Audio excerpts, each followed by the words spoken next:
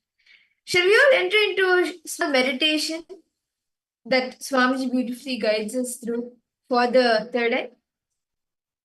Let us all enter into the meditation.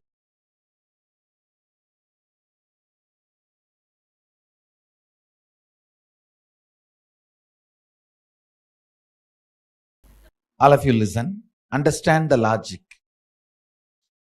See, a large fire can only make your eyes fatigued, tired. Your eyes will only try to get diverted. But small fire in lot number, like this diyas, like this deepas, will demand your attention so much on your eyes. Naturally, your whole attention will start falling on the third eye.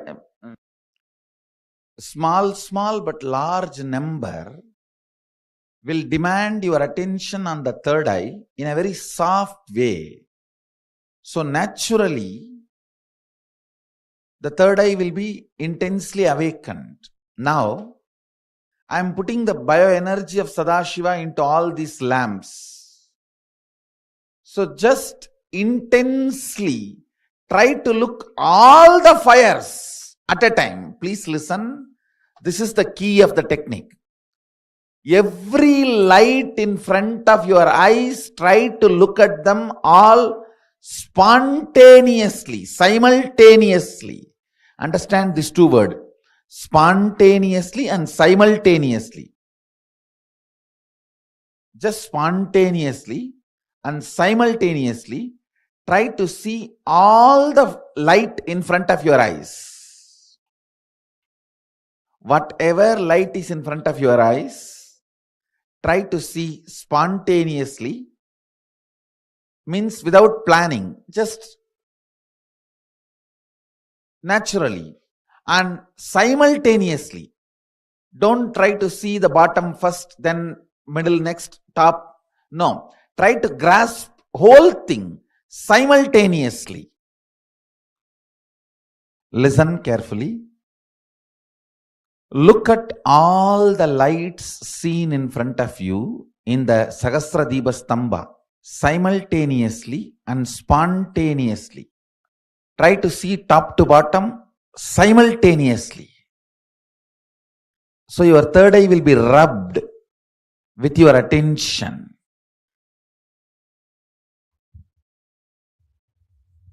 Shiva. Shiva. Sadashivoham.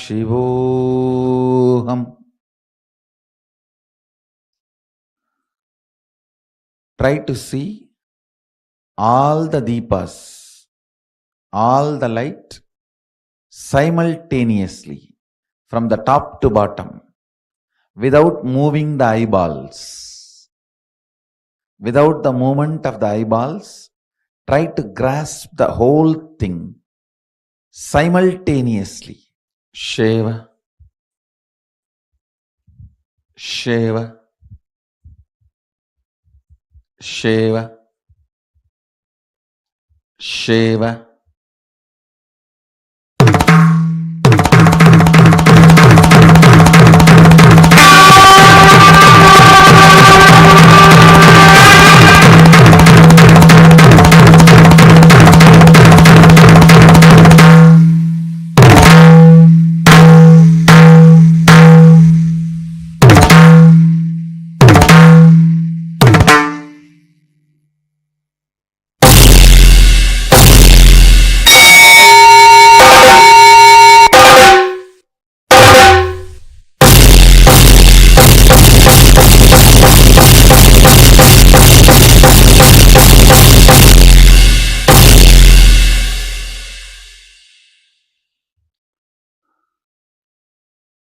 Shiva. Shiva. Shiva. Shiva. Shiva. Shiva. Shiva. Shiva.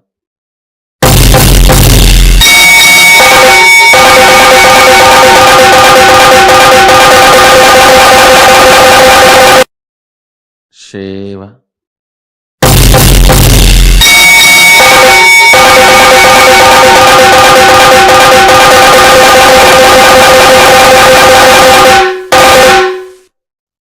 Anya, Shambhavi, Bala, Tripura Bhairavi, Adi Shakti, Jyoti Rupini, wake up on the third eye. Shiva, Shiva, Shiva. Try to grasp all the lamps from top to bottom simultaneously without moving the eyeballs.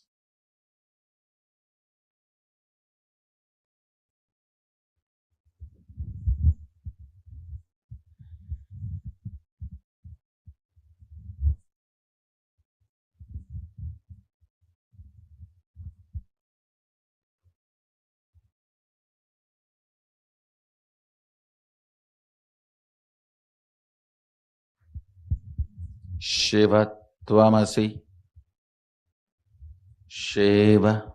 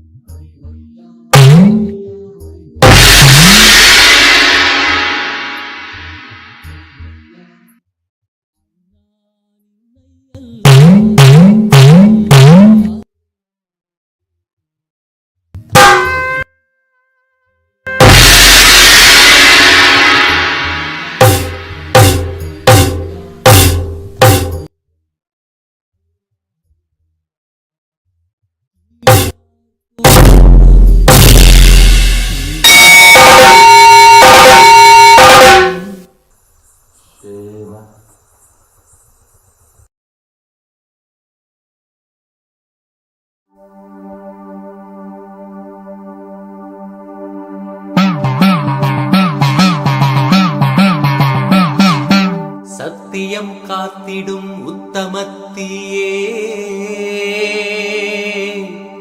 சத்குருவாய் வந்த நித்திய தாயே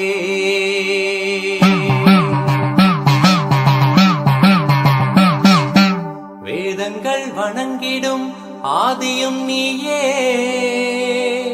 ஜோதிமலையிலே அவதரித்தாயே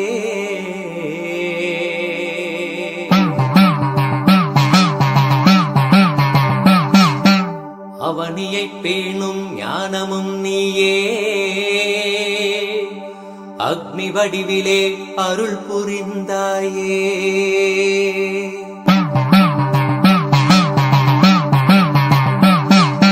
பூதங்கள் ஐந்தையும் ஈன்றவள் நீயே அழல் உருவாகவே ஈன்றெழுந்தாயே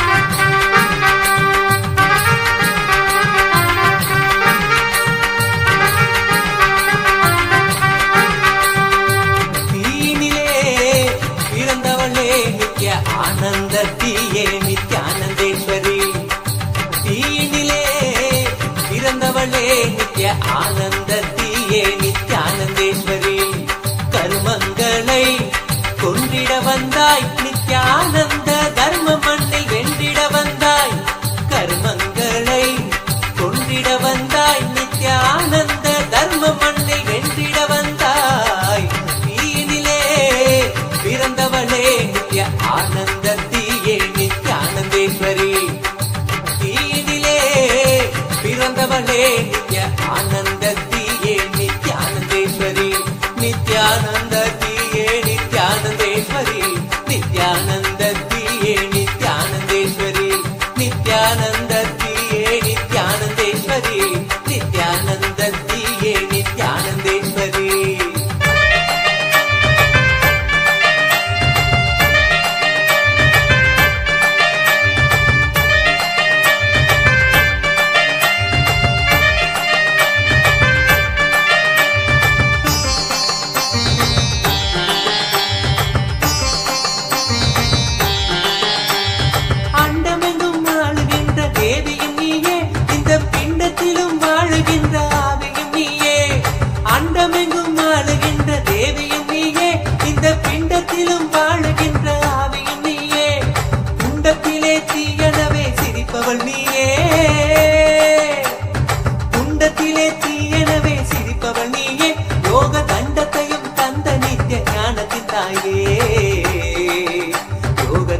அனைத்தையும் தந்த நித்த ஞானத்தின் தாயே, தீயினிலே பிறந்தவளே நித்ய ஆனந்தத்தியே நித்யானந்தேஸ்வரி, நித்யானந்தத்தியே நித்யானந்தேஸ்வரி, நித்யானந்தத்தியே நித்யானந்தேஸ்வரி, நித்யானந்தத்தியே நித்யானந்தேஸ்வரி, நித்யானந்தத்தியே நித்யானந்தேஸ்வரி.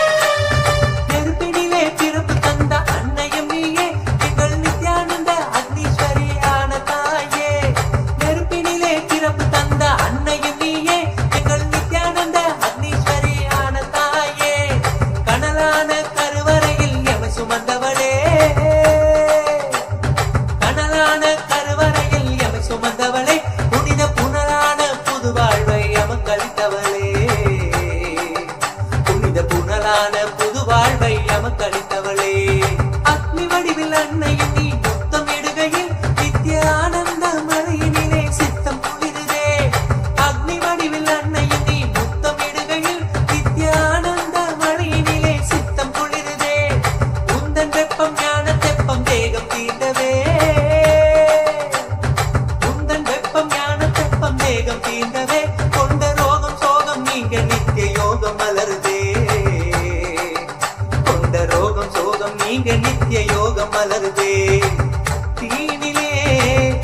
பிறந்தவளே நித்ய ஆனந்தத்தியே நித்யானந்தேஸ்வரி நித்யானந்தத்தியே நித்யானந்தேஸ்வரி நித்யானந்தத்தியே நித்யானந்தேஸ்வரி நித்யானந்தத்தியே நித்யானந்தேஸ்வரி நித்யானந்தத்தியே நித்யானந்தேஸ்வரி.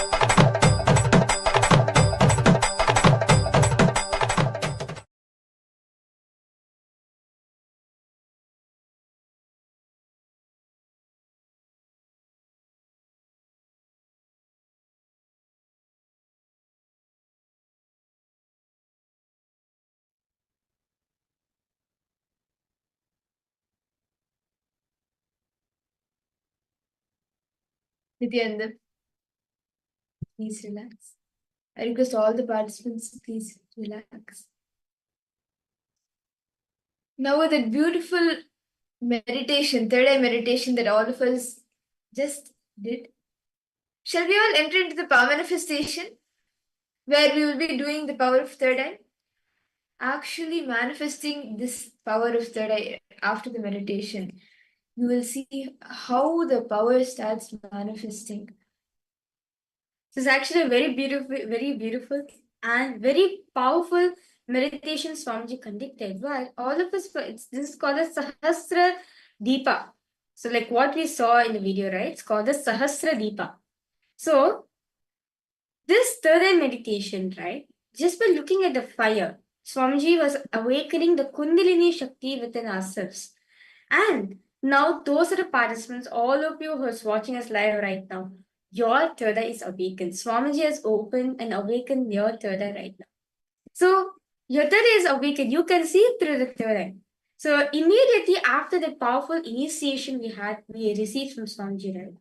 The best thing you can do to yourself, what you can do to yourself is the power manifestation right away. As Swamiji says, when I infuse energy into you, immediately that energy has to be settled within yourself. It needs to be absorbed within your system. It needs to settle down within your system. And this happens when you do power manifestation.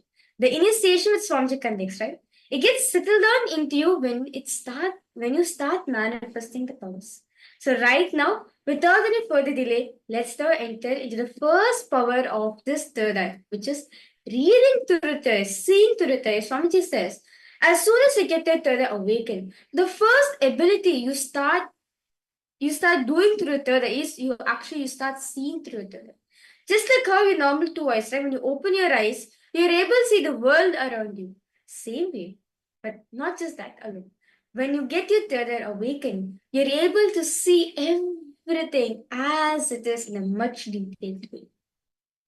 So let's just start. So request all participants to please close your eyes.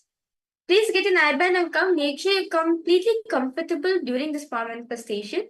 So request you to get a cloth and come, preferably a darker color. Like as dark when it's dark color, it tends like does not allow to light to pass through it, like compared to lighter colors. So you can bring any eyeband or a cloth. If you don't have an eyeband, you can bring any dark colored cloth, like a scarf to tie your eyes. I request each of the participants to take a minute to bring it if you don't have it yet. In this round, what we will be doing is we will be identifying colors. So myself and Mahavarija, we have a set of cards with us here. And these cards are of different colors. We will be choosing any random card and we will be showing the card in front of all of you, in front of the camera. And telling what is the color of the card that we are showing all of you. So the first level, all the participants, all of us are going to be doing today, which is seeing through the third eye. The first thing you're going to be doing is seeing colors.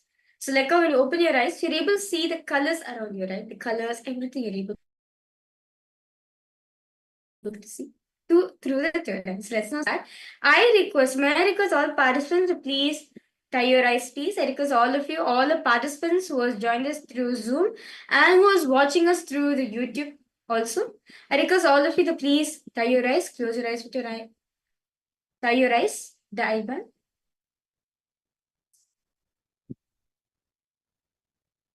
Make sure you're completely comfortable. Don't suffocate yourself. Don't tie too tight so that it's hurting your eyes or you feel suffocated. Make it comfortable for you. As long as you're comfortable, it's fine.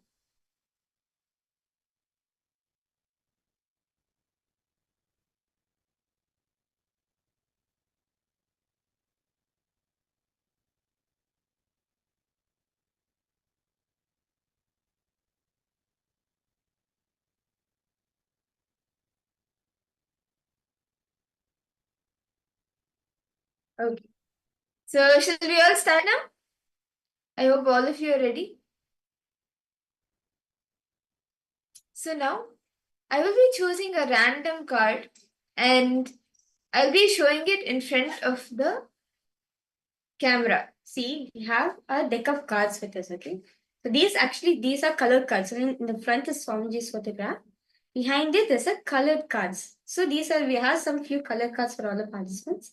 And now, what we're going to do, these have random colors. They are from various different colors. They have these cards. So we're now going to be picking up one card. And all the parts, and we're going to be showing it in front of the camera.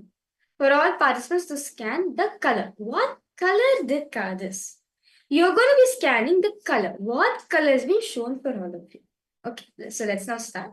I kindly request all participants, please tie your eyes. We are starting the power manifestation now. Okay. Now, once you have tied your eyes, can I request all of you to please now visualize Swamiji. Connect the Swamiji right now. Whichever way you feel connected to. Connect to that one. Connect the Swamiji.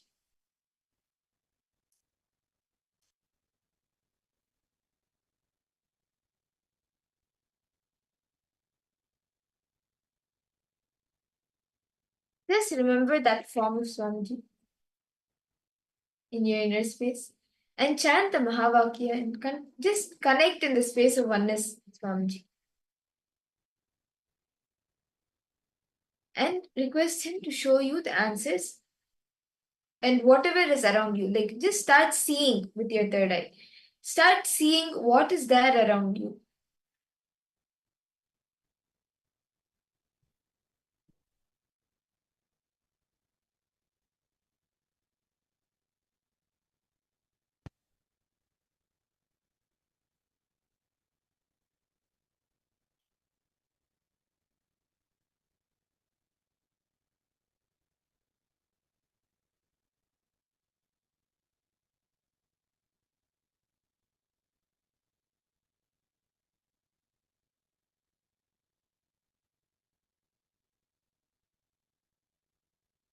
So now, I will be showing a card for all of you in front of the camera. I request each of you to start seeing what is the color of the card.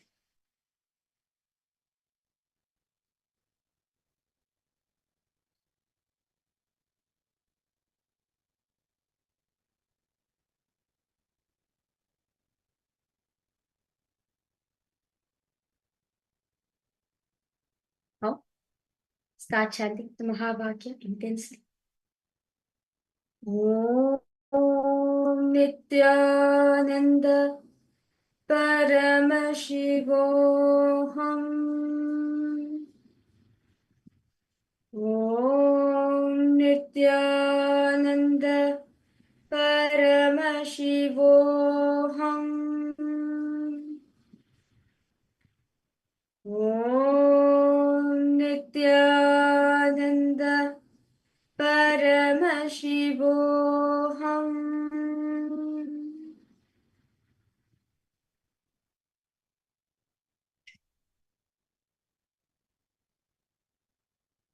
Now, then start chanting Mahavakya.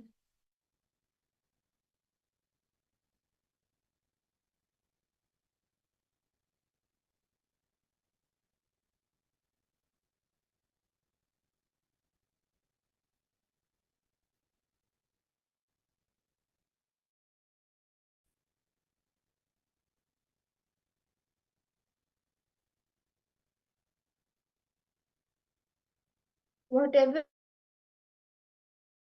color verbalizing it.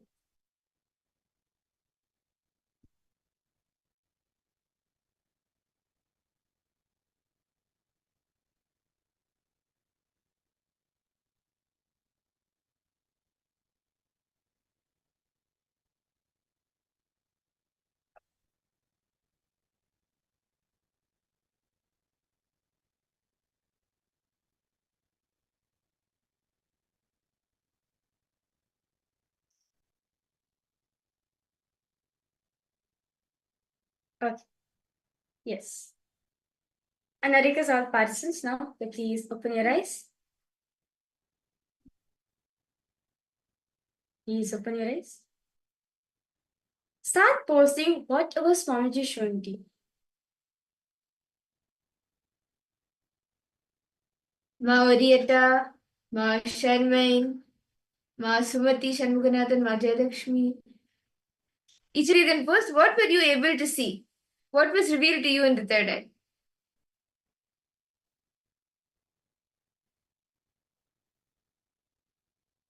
Ma Orieta, what did Swamiji show you, Ma?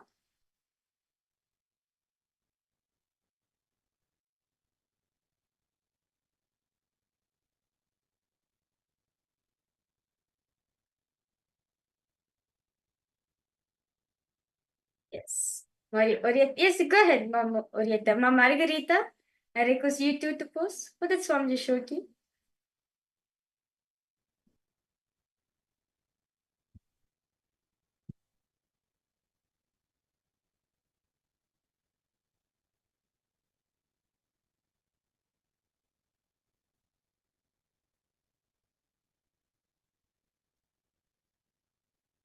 Ma Sumati Shanmuganathan.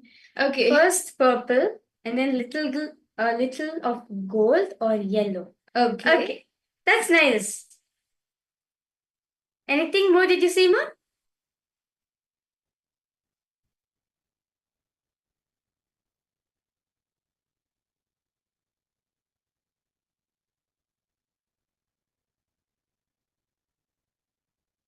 Okay. So now shall I show the answer of the card that was being shown to all of you? So this was the card that was being shown. It is an orange color card. It's a brown color card. So you can see it's a brown. It's a brown color card, Ma. That's nice. No problem. Start continuously. Actually, Ma Orieta, you're starting to see colors. That's fine. That's nice, Ma Orieta. You're starting to see colors. That's fine. Keep going, Ma. Let's manifest one more round, okay? We'll manifest few more rounds. So you'll get comfortable. That's when see, at least you're trying to see colors, so you're starting to see colors. So that's fine. That's good. See, you're able to see colors, right? Such as purple and gold and yellow. That means you can see through it. Your third eye is awakened. You just need to practice. You just need to manifest it more. Okay? So let's manifest one more round. Okay, I request you to please close your eyes. Ma Margarita, Ma Sumati Shanmuganathan, Ma Shamai. If you can tie your eyes again, I request all the participants to please put the eye band. Yes. And Ma Orieta, you can actually even remove the specs. Your eyes will be healed.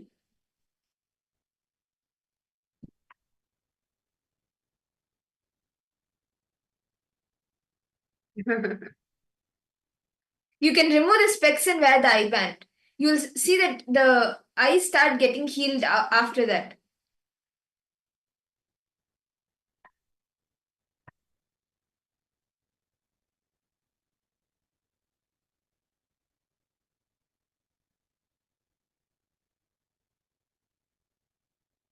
While doing the power manifestation, we can remove this, remove the glasses. With the power of third eye itself, the eyes will start getting healed. Yes. Okay, that's all.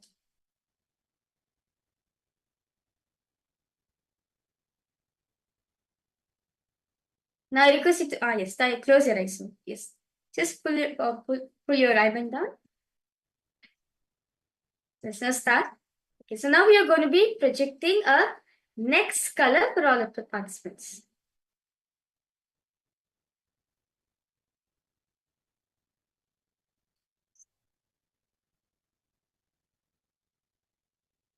Okay, so now I will be showing the next card. Now, intensely. Now start chanting the Mahavakya. Connect to Swamiji.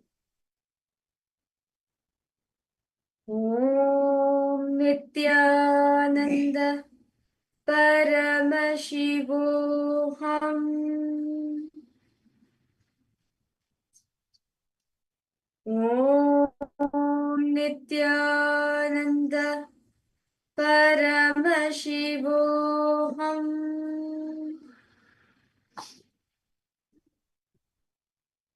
Om Nityananda Paramashivoham. Intensely start chanting the Mahavakya.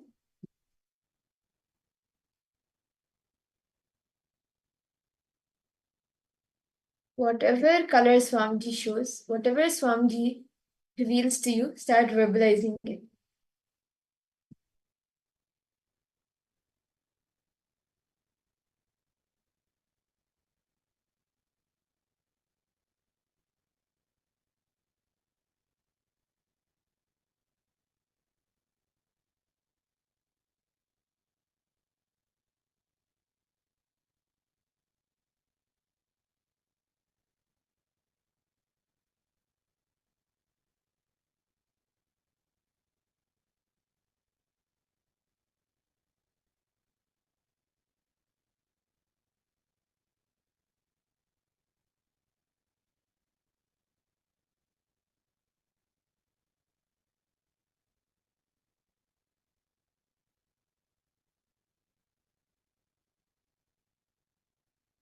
Okay. Slowly, very slowly, please open your eyes. Now, immediately post whatever Swamiji is showing you, post in the chat section, whatever Swamiji is showing you. Maurita, go ahead, ma. Post whatever Swamiji has shown to you.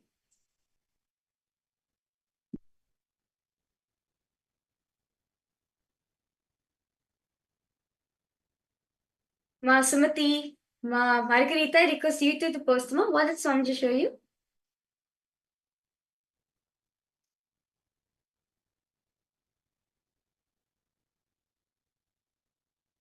Not really, ma.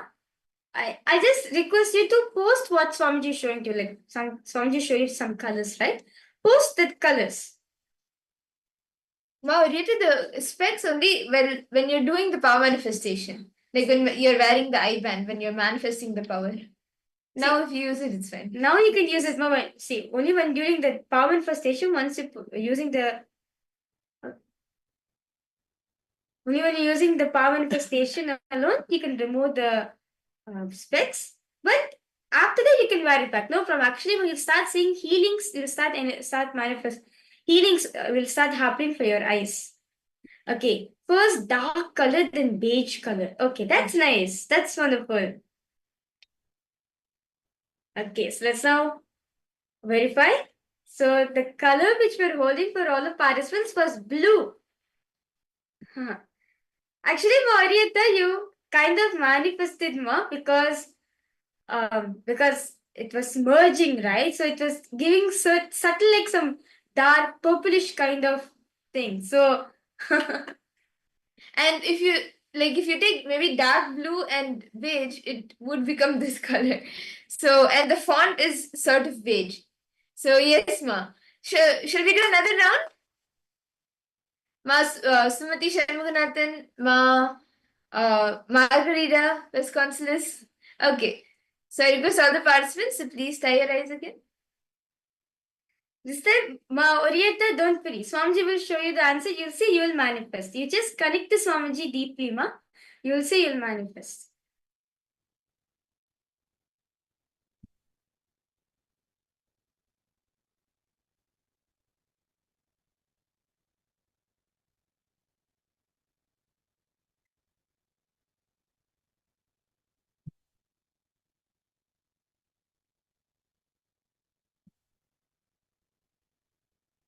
Okay.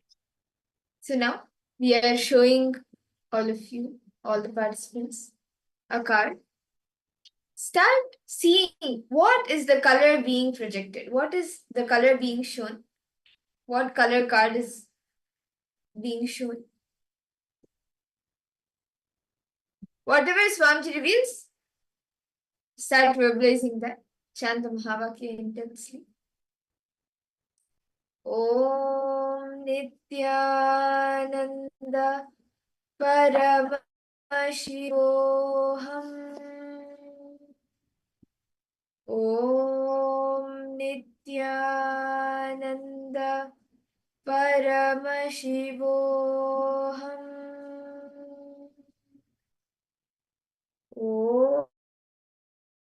Om Ananda Paramashivoham.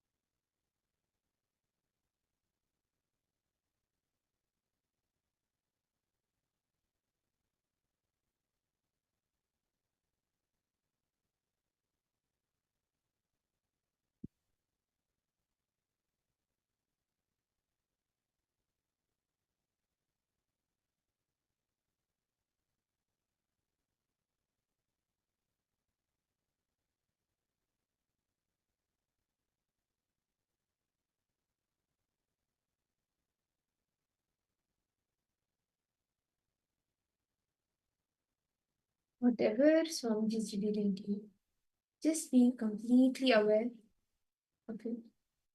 Focus on the theater.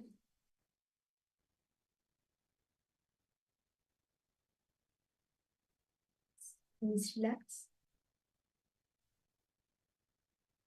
I request all the participants to now please open your eyes. And you can post in the chat what was the color you were able to see. What did Swamiji show you? What did you experience?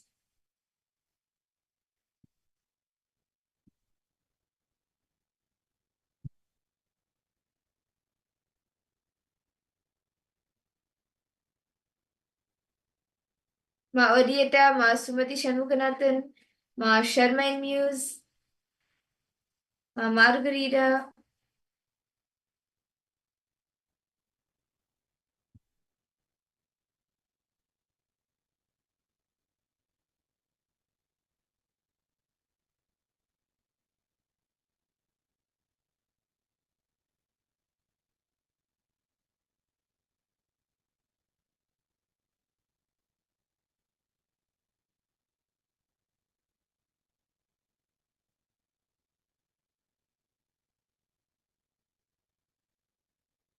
Ma Orieta, what did you see in this round? What did Swamiji show you and what did you experience?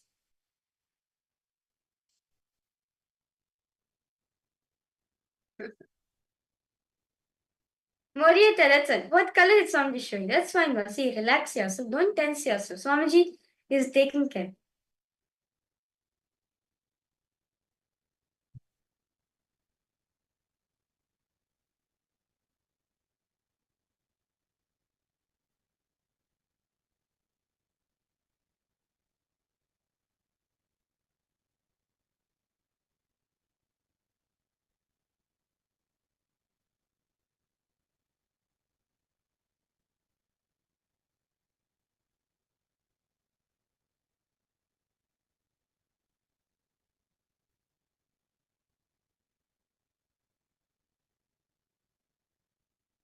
Okay.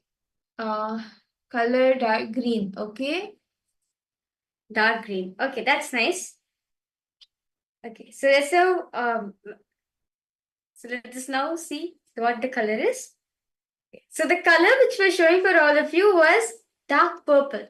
Actually, Moriata, I can understand why we're able to see green in color because behind the photograph of Swamiji, right? Behind this card, there's a photograph of Swamiji. The photograph of Swamiji is green actually. You can see there's green. So you can see Swamiji standing like against the nature background. So you can see there's green over here. That's why maybe Swamiji showed you green so you can have his darshan of how he is on the back of the card. Okay, wow, that's nice. Okay. So with this, that's nice, Mom. Orieta, see you're manifesting. That's nice. See, seeing itself means your third eye is awakened. Like even seeing darkness, your third eye is awakened. Just one initiation is enough. The power is there. Only sometimes because of all the toxins that we are accumulating over the years, sometimes the doubt that we have on ourselves and on how actually the different possibilities that are open for us, we tend to miss what is actually manifesting. But the more you start manifesting the powers, you will see that even through your naked eyes, you will actually see that it is happening. So, Ma Orieta, just continue to manifest. Ma Margarita, continue to manifest the powers. Play with the powers. You will see you have a breakthrough. So, the next session, Saksha, is going to be a very beautiful session.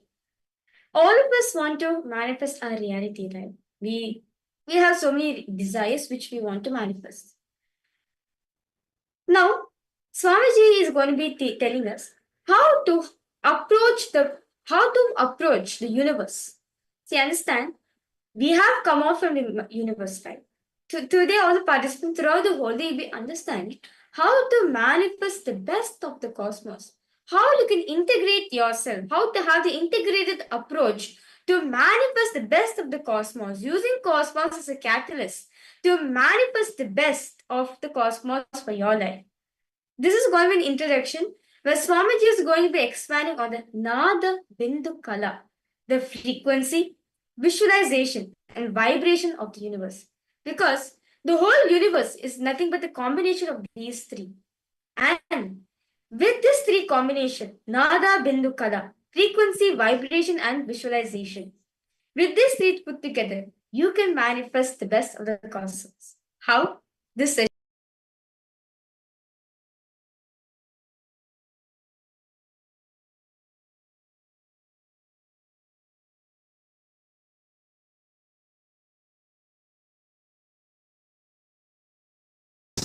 Listen.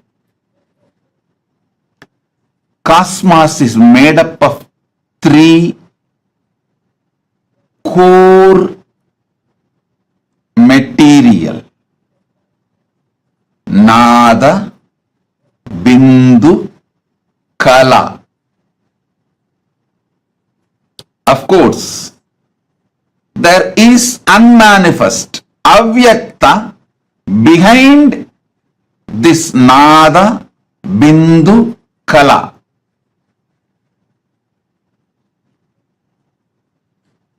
If you want to connect with cosmos, manifest cosmos in you, these three principles, Nada means frequency, Bindu means visualization, Kala, vibration. Listen. I am giving you rough translation in English so you can start connecting with it. Nada means frequency. Bindu means visualization. Kala means vibration. Listen. Listen carefully. Think of the universe as Nada Bindu Kala. Think you can connect with the universe through Nada Bindu Kala. Nada means frequency. Bindu means visualization. Kala, vibration. You just need understanding three. You can connect with cosmos. You can manifest the best things of the cosmos. Not just health. Listen. If you think in a small scale within your small brain, you will think health is the best. But if you connect with cosmos, you will understand not just health, eternal life. Eternal life is the best thing.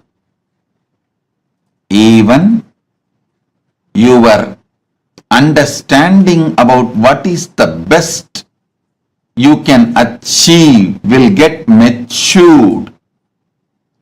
When you understand about Nada, Bindu, Kala,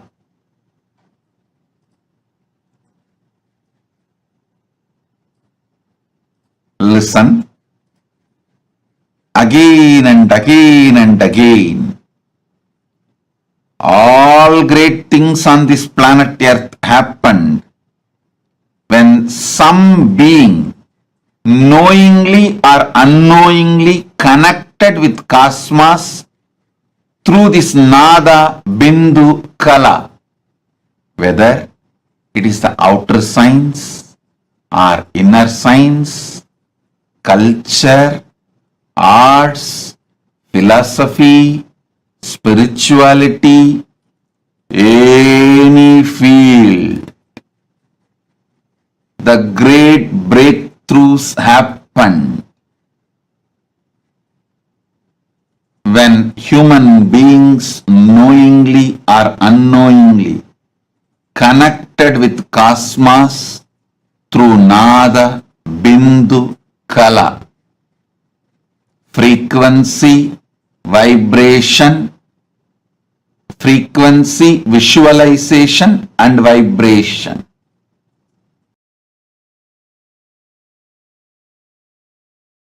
And let me come to this revelation I am making.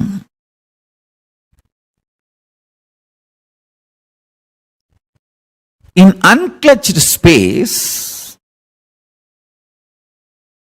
the principle of sound is intelligent enough to manifest its existential visualization. For example, go, go, go.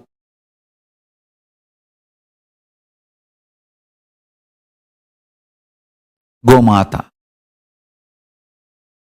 When you are in a unclutched space and listen to that sound, Go Mata, that sound is powerful and capable enough to create. The visualization of the cow in you, understand, it may look very funny when I am making this statement. I just want my disciples to sit and do this power manifestation. Now let's come to this subject. Nada principle. Even if you decide, let me decide to be unclutched. If there is a struggle, okay, let me struggle, that is okay. But I am deciding I will be unclutched. As a principle agreeing that unclutching is the ultimate state and I am going to manifest it.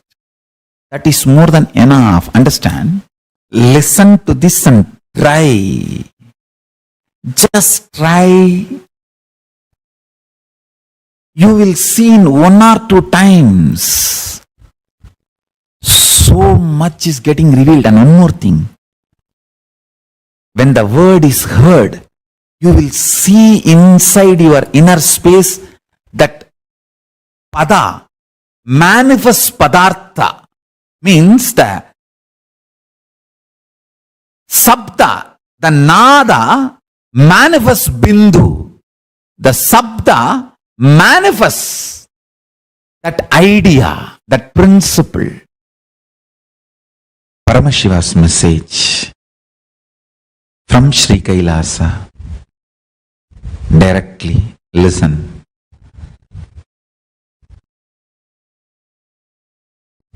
Principle of sound, Nada Tattva. Nada Tattva. Principle of sound, Nada Kala, is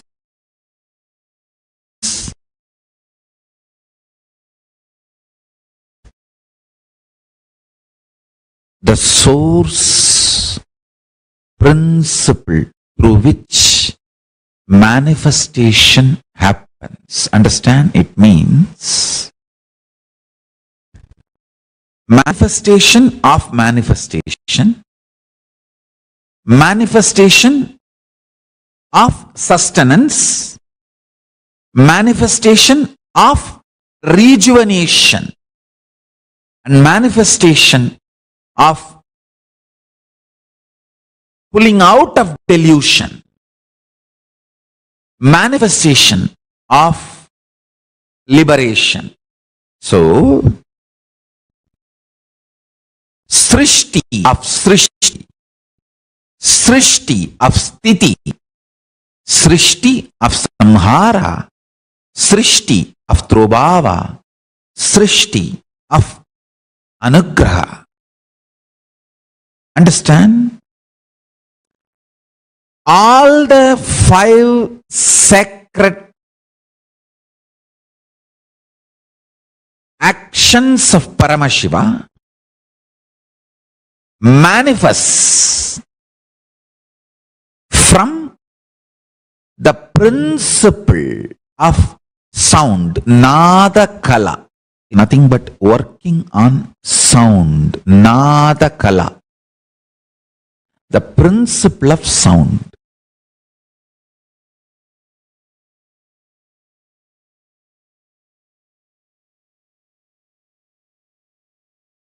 If you bring your talking into mano mauna, mana unmana, not just verbal silence, mental silence, where you are just there, an existence is there. with all this, if you just sit in Manon Mauna, nothing to talk, there is nothing which they don't know. See, if you think the person in front of you doesn't know something, you need to convey, you can talk. But here all of them are Paramashiva. They know everything before even you think. What kind of thought currents you will have, they know. Nothing to think. Just sit with any of this. If you don't have any of this around you, use my Atma Murti. Sit with any of this. Manon Mauna. Nothing to talk, nothing to share. Understand in Mano Mauna, Mana Unmana. You understand the difference between sound, music, words. The source of all this is called Nada. Nada Kala. I tell you, if you can rest Nada Kala, not only you will understand all languages, you will know you can manifest anything you want just by creating the right sound. If you just connect with this Nada Kala, you can manifest anything you want. I know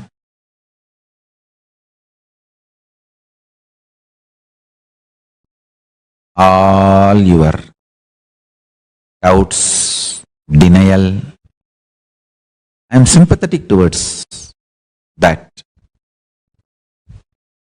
But the truth is the truth is the truth is the truth.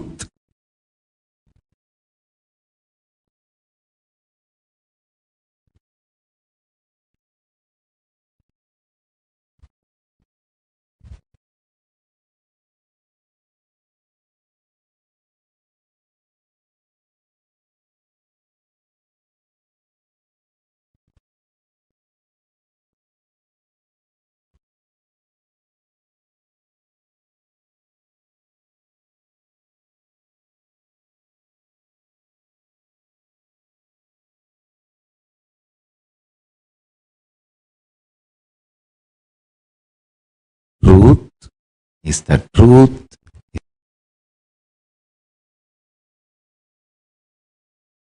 is the truth is the truth.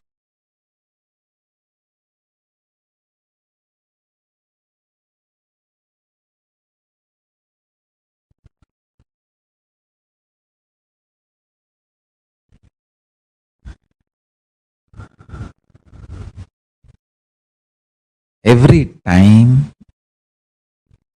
I utter a word, I am just releasing that energy into your system. But understand, just if you come to completion, that is enough. I can manifest anything you want in your inner space. And that will simply become reality in your outer space. See, Paramashiva is doing Ananda Tandava eternally, always. He is doing Ananda Tandava eternally, always.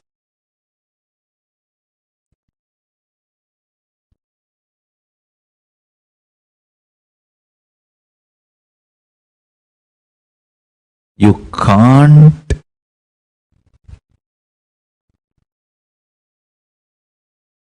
miss Paramashiva's Ananda Tandava.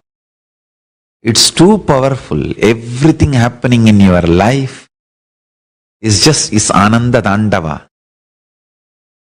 Either he is creating through his Damaru, or he is protecting through his Abhaya, or he is cleaning you through his fire, or he is pulling you out of delusion through his feet, and he is liberating you through that feet he has lifted. Thukkiya Diruvadi.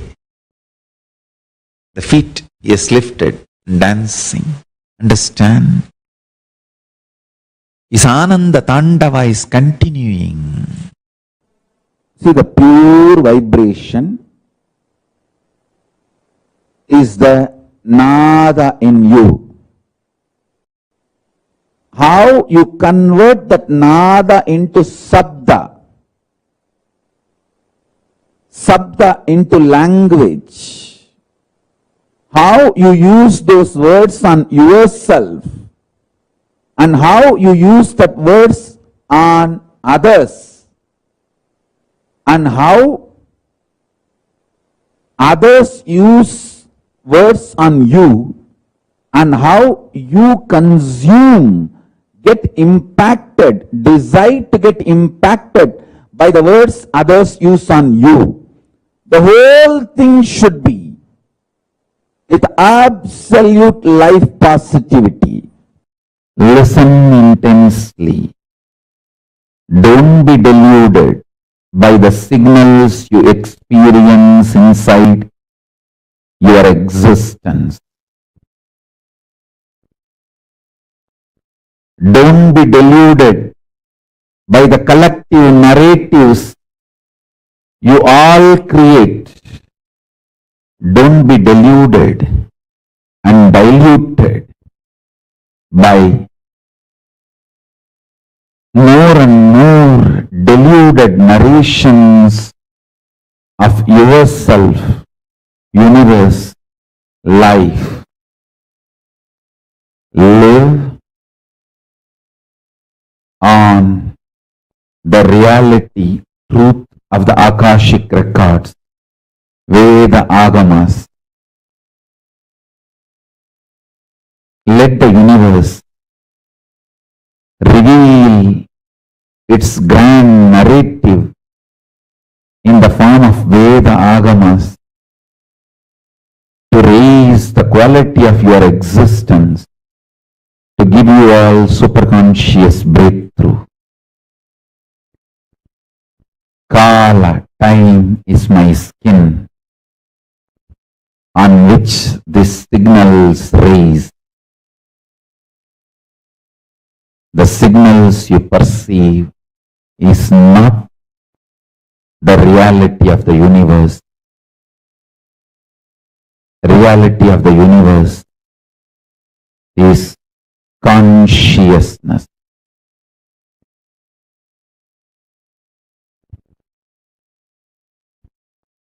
Listen to these words with Shraddha again and again and again and meditate.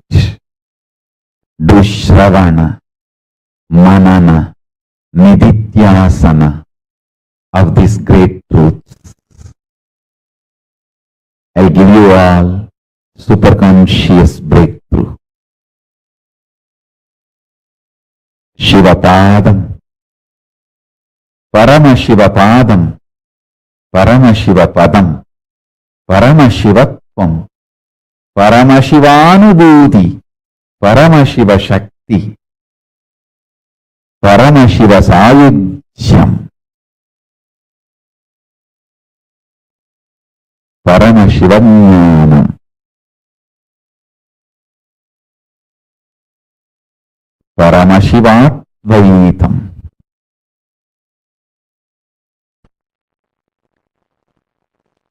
Spiritual alchemy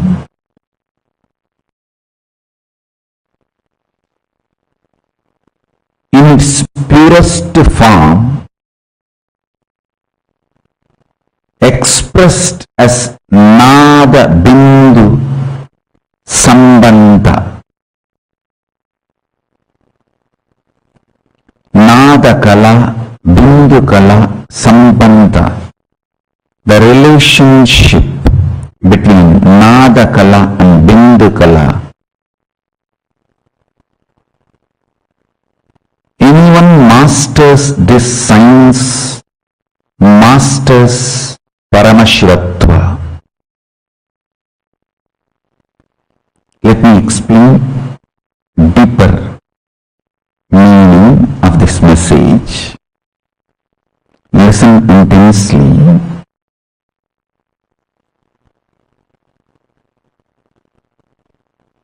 Deeply.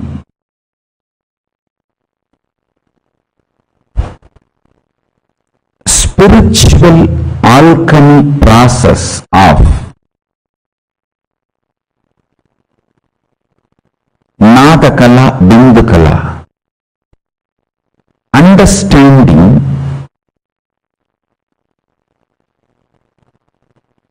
the words you use inside and the life you manifest inside and outside is closely connected.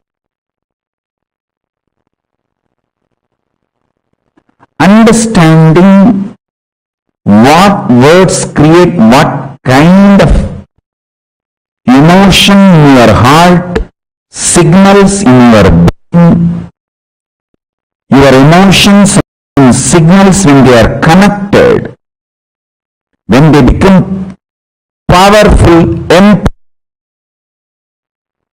what kind of the life you manifest inside and outside. Understand these multiple things. First, the words you use casually. You start many times using the words casually without even understanding its impact on your brain and on your heart. How emotionally they impact you and what kind of the ideas they manifest in your brain when they meet. See, when the impact on your heart, impact on your brain, when you enter those experiences, what kind of a personality you are manifesting. Understand? Life affective, life positive, you actually manifest that personality. It just needs few days of training, not more than that. Because within a few days you will start seeing the result. Even your muscles by the words you utter. If you are able to see me, hear me smoothly, please wave your hands. Even the muscles you build, the muscles of your body is built every day by the words you utter.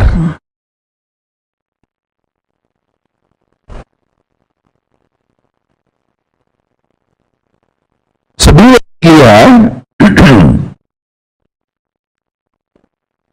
the words you utter internally is too important. You all need to know the wrong cognitions you carry inside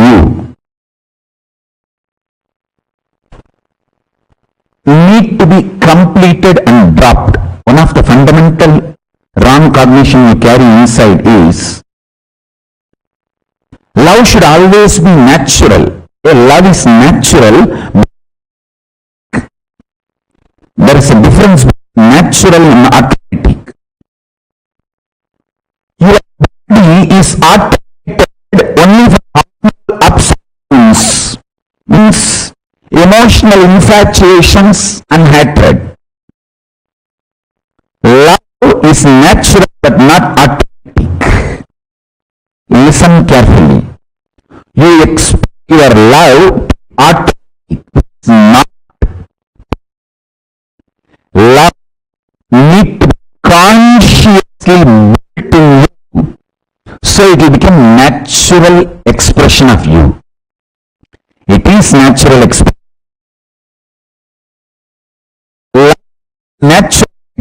action, but not automatic. You need to consciously build it. The other day I was talking to my sannyasis. I was telling, only the hormonal ups and downs, emotional infatuations are automatic. Unfortunately, you mistake automatic and natural as one and the same. Love is natural but not automatic. I'll explain about the Nada Kala, Bindu Kala. Understand the words you use inside you, meanings you give for those words, impact of those words in your heart and on your brain. All this are very important. You need to consciously build all these. I was telling you one example. You always mistake natural as automatic. Natural is different, automatic is different. Listen to this one example. Love is natural but not automatic. Love is nature of your existence, but what you experience automatically is your hormones ups and downs. The hormonal ups and downs, that is not natural. I'll give you this example. River is naturally flowing. When you put a dam and open one small part, that part automatically flows, but that small part is not natural river. If you put a dam on the river, open one small corner, one small part, it naturally flows. See, the river naturally flows. But when you put a dam, open one small part, that small opening automatically flows. But that is not natural. Whole flow is natural. Small automated versions cannot be equated to natural. So understand, spiritual alchemy process of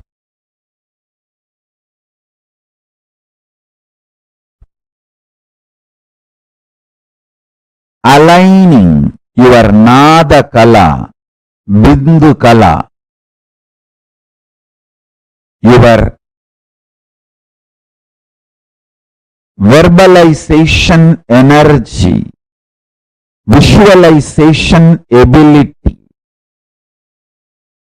aligning them, consciously building your visualizations about yourself and life is signs of manifesting Paramashiva Padam in you. The sound is responsible for what you are.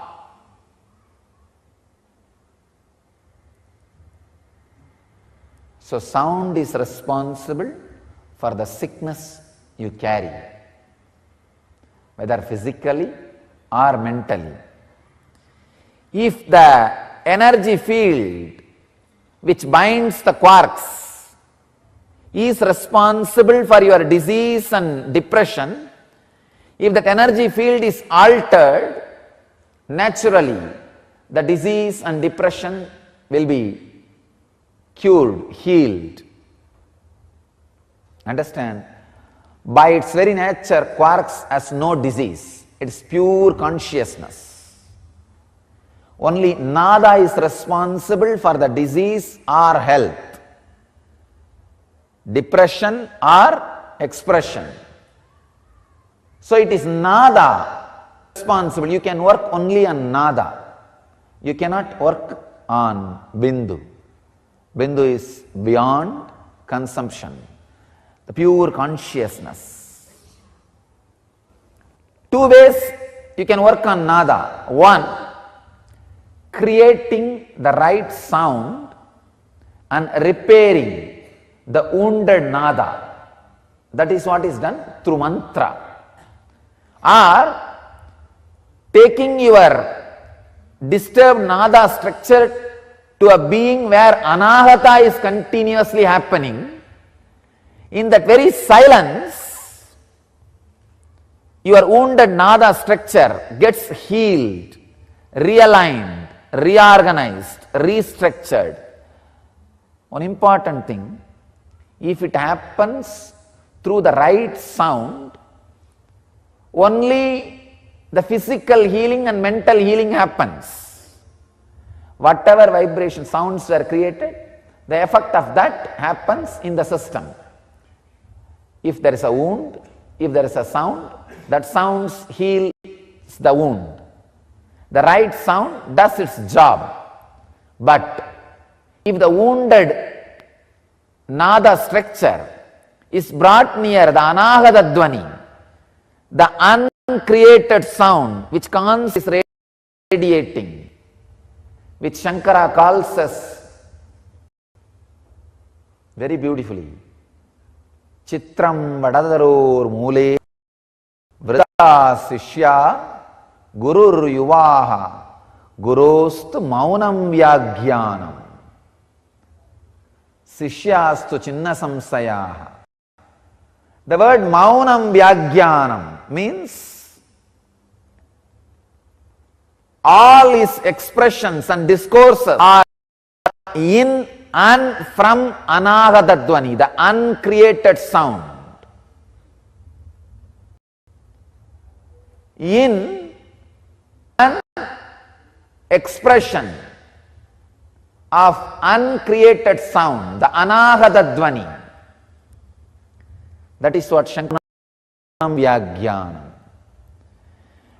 When your wounded nada structure goes near the anahata structure, not only your whole body and mind goes through complete restructuring and transformation, even your brain, your cognition goes through rewiring and your consciousness gets awakened. That is why the Master's presence, the intense soundless sound, the vibrant silence, the vibration of anahata dvani is considered as sarvaroha nivarani,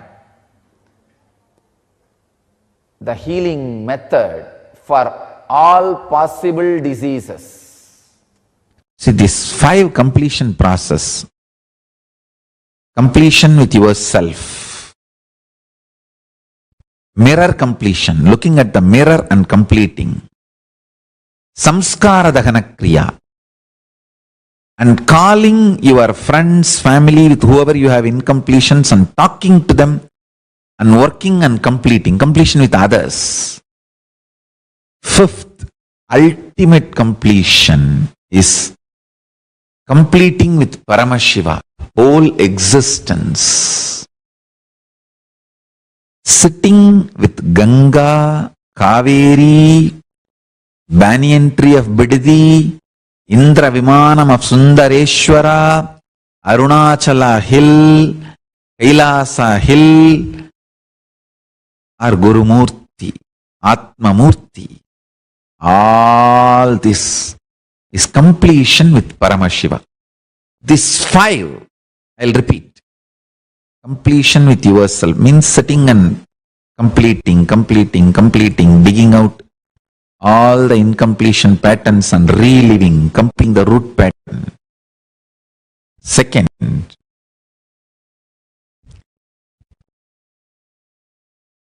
using the mirror and practicing completion.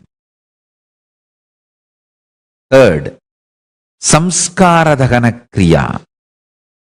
Fourth, calling people with whom you have incompletion, sitting and talking out with them and bringing to completion.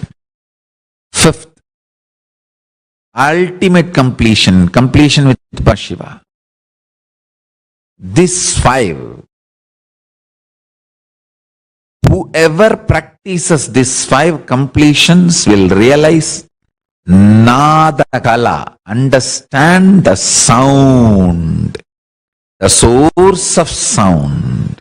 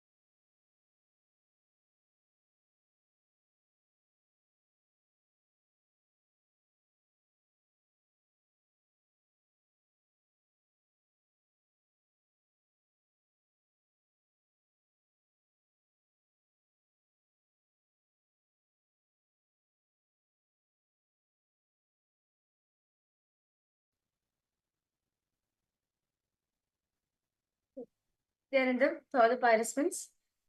That was a very beautiful session. Swamiji spoke on the Nada Bindu Kala. See, why do you need to understand this? Nada Bindu Kala. The source material out of which cosmos is made up of, you are also made up of. Swamiji very beautifully says in this session, right? Nada Bindu Kala. Nada is what? The frequency. The frequency which are having. Bindu is the visualization. Kala is the vibration. All these three put together, these three are the source material out of which the cosmos is manifested. And understand, you are also made up of the source material of the cosmos. Fundamentally, we need to understand. I request all participants, if you have any questions, any doubts, do feel free to post in the chat section. As today, you're going to be understanding how to manifest the best from the cosmos. How to manifest the best of the cosmos for yourself, because your reality. So, the source material, right? The Nada Bindu Kala, the frequency, visualization, the vibration. These are three things out of which the cosmos is made up of. We are also made up of from the cosmos. Understand? We are from the cosmos. And the source material out of which the cosmos is made up of, we are also made up of that. We also have frequency, we also have visualization, and we also have vibration. All these three put together is made, we are made up of. And that is why all the words that you use, any words, all the words that you use inside and the life you manifest outside, whatever you see as the reality that manifests outside you, both are closely connected. When you are in a very low mood, everything around you, the reality around you attracts, you attract the same kind of situation where everything that is manifesting for you is something against your desire, from your cognitions, your belief. The words that you use within you are powerful. You manifest those kind of situations, that reality. Your emotions and the signals, when they are connected, when they become powerful, like the words, when they become powerful, the kind of life, the kind of reality that you manifest, both inside and outside, that manifests as what you actually really want. And that is the fundamental Nada Kala. See, so this shows, right, how the visualization and the words we carry towards ourselves impacts our see. The words we utter to yours. For example, let's say, I'm weak. Okay, when you continuously say to yourself, I am weak. I can't manifest my reality. Life is not a good thing for me. Okay, you say certain words towards yourself, right? It impacts your being. Understand, the words you give to yourself matters a lot, as it directly manifests as a reality. Unconsciously or consciously, the words you use to yourself, the restrictive words that you use towards yourself, whether it is I am lazy, I am weak, whatever it is, or I don't have the possibility, all of these are a restrictive all get around you, and consciously or unconsciously, unfortunately, we start believing in that, and that manifests as a reality on the outside. Now, can I request each of you, all the participants, to please take a few minutes and start penning down what are all the words that you are using to yourself, all the words that you are using casually towards yourself without even understanding its impact on the brain and on your heart. It could be any words. See, now, for example, you tell, I am weak. You may be saying this casually, but unfortunately, it has an impact on your brain and on your inner space, whether you know it or not. Can I request each of you to pen down, take a few minutes, look in, see what all are the words that you are using casually without even understanding what impact it is having on your brain, on your inner space, on your heart. on your being. Can I request all of you to please take a few minutes?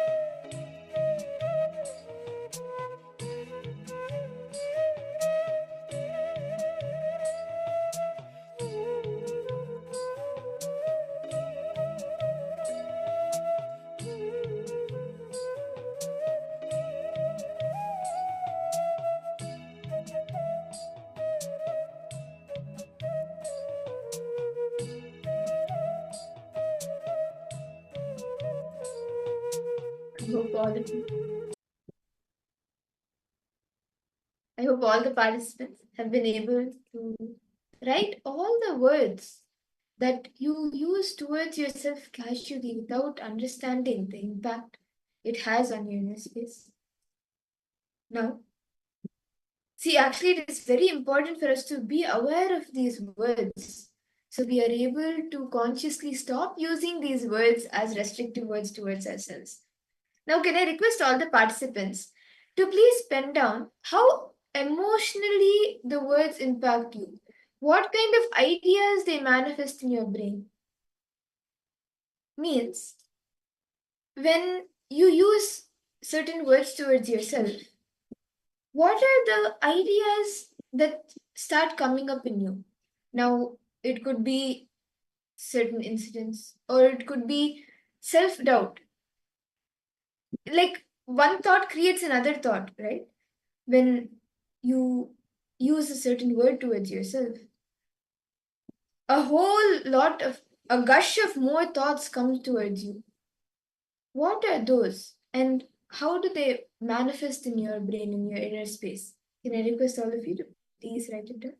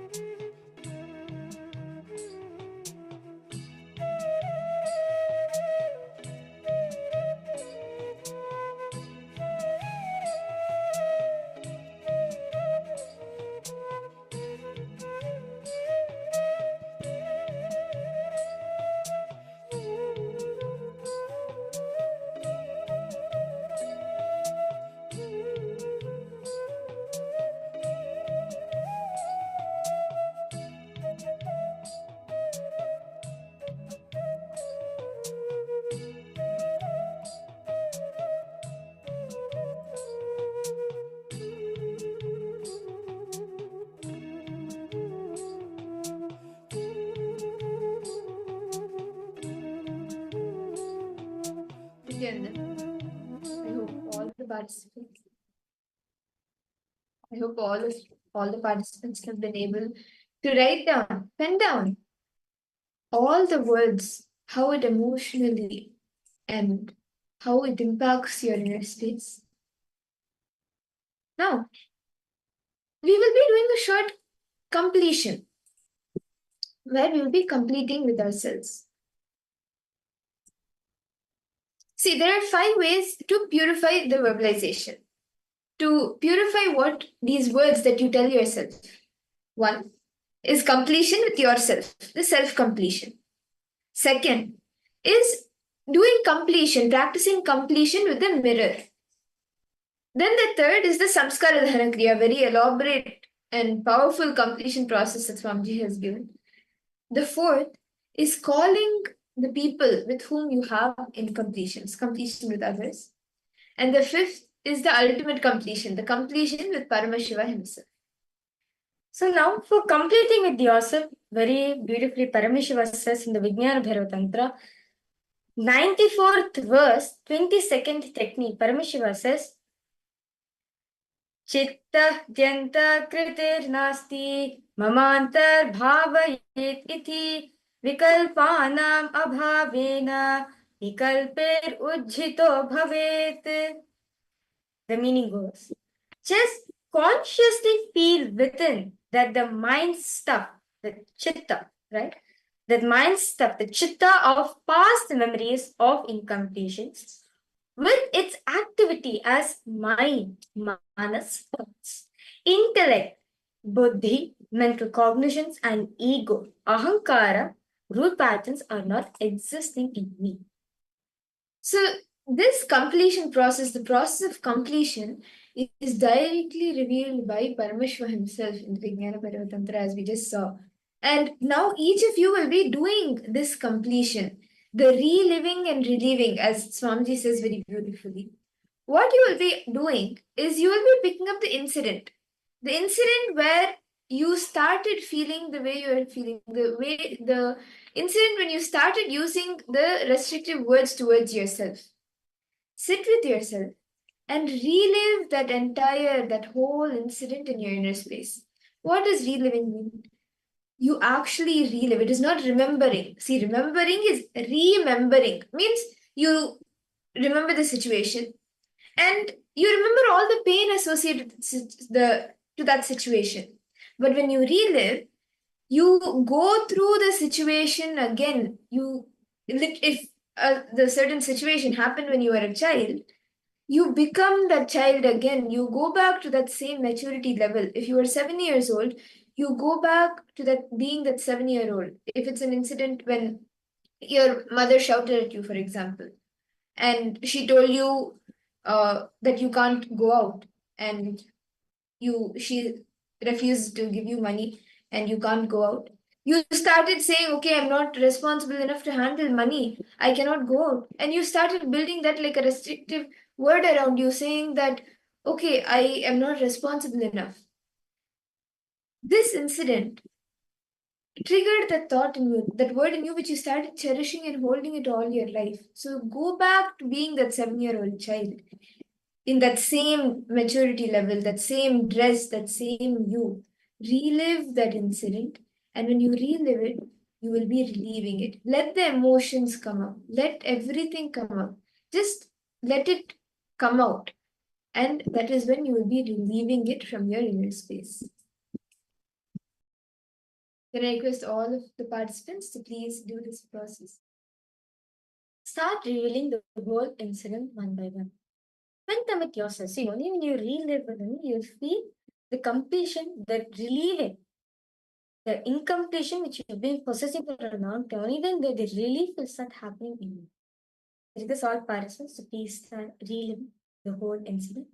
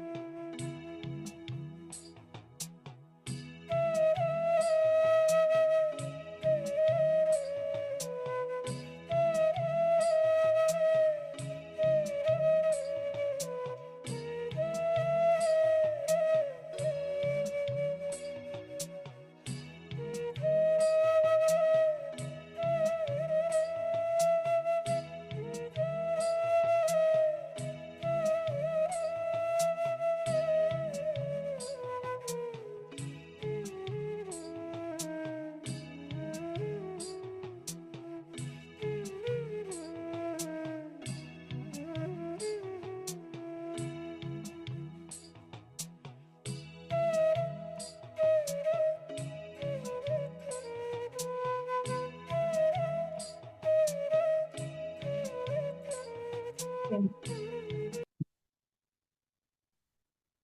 hope all the participants, I hope each and every one of you have been able to relive this incident, when you started cherishing the words that you use towards yourself unconsciously or consciously, the restrictive words that you, without realizing, understanding, are impacting your inner space. All those words, the first time it started, those incidents, I hope all of you have been able to relive it and relieve it. Now, for the next few minutes, I request all of you to visualize what you want to manifest as a reality. And for each visualization, for each and every single visualization, sit and pen down in detail what are the new words. Like, for each and every visualization, write down every detail, how you want it to manifest. These new words. Start writing down even the words, every detail, what you are going to say to yourself, what are you cherish to manifest those desired reality. And when you do this, you will see the exact words. What are those words that you will start holding in your inner space, cherishing in your inner space, so these desires, these realities manifest? Nityananda, ma Basti, Nevaldas, my yoga and Rupri, Nityanandam to all of you. Welcome for the program. It's nice to see all of you. So now we request each and every one of you to please do this step as you are going to be manifesting your dream. See, so next few minutes, right? Visualize what you want to manifest. What is it you want to manifest? For each visualization, sit and pen down detailing. For example, you want to manifest a house. Okay. Detail write down the kind of house you want to manifest. Like the number of floors you should have, the color scheme of the house, how the windows should be, how the air circulation should, everything. Detail write down what are the things you want to manifest. As when you write in detail, cosmos manifests what you want. Not just what you want, it will manifest the best of the cosmos. So these new words start impacting in your reality. So now, sit and visualize. For each of the realities that you want to manifest, detail, write it down and visualize it.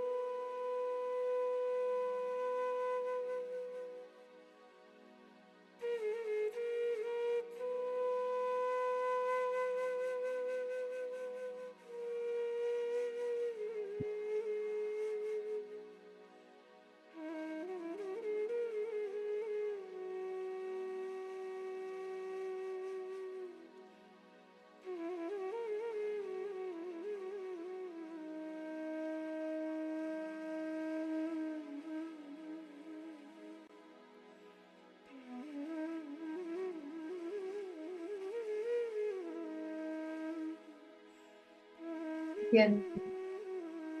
I hope all the participants, all of you have been able to take a few minutes and visualize what you want to manifest and what words that you are going to start using to yourself to manifest those realities of yours. So now, for all the participants, we are going to be entering a beautiful session where Swamiji is going to be guiding us. Swamiji is going to be guiding us where how to come out of diabetes. So Swamiji gave 108 kriyas, 108 solutions for you to come out from each of the physical problem you are having in your life. Whether it is diabetes, whether it is arthritis, whether it is any type of skin disease, asthma, any problem that you are going, he has given 108 powerful kriyas, and we will be doing one of those kriyas right now. The kriya for diabetes. See, each person we go through different issues, and many of us, diabetes being one of the most common problems that everyone faces. If you're suffering from diabetes, this Kriya will really help you. It will help you in being permanently free from diabetes. So let's enter into this.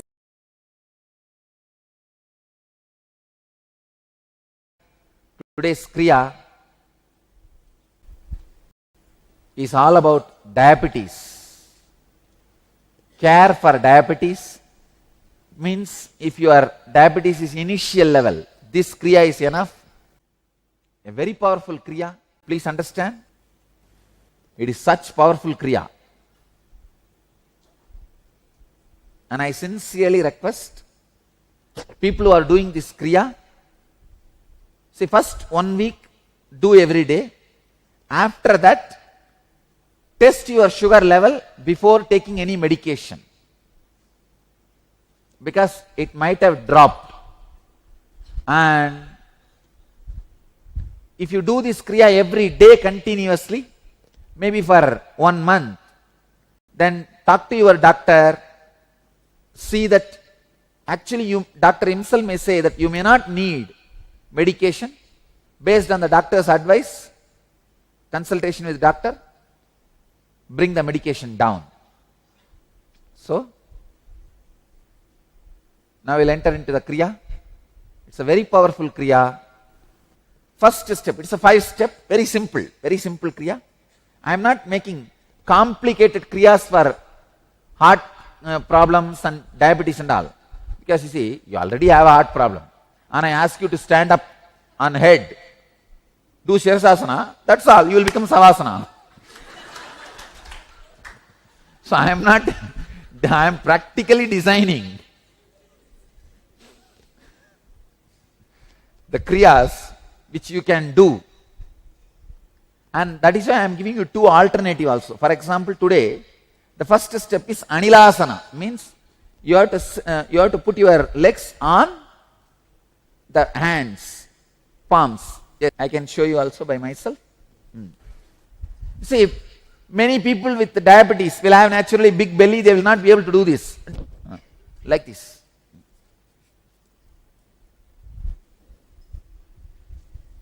Same thing, right, you are right. You can lift your butt, or you can sit on the ground also, no problem. If you can sit on the ground, it will be nice.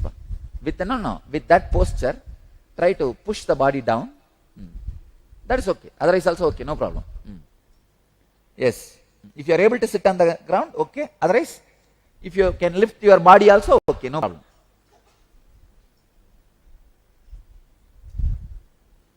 The moment you sit in this posture or lift your body in this posture, the energy centers awakened.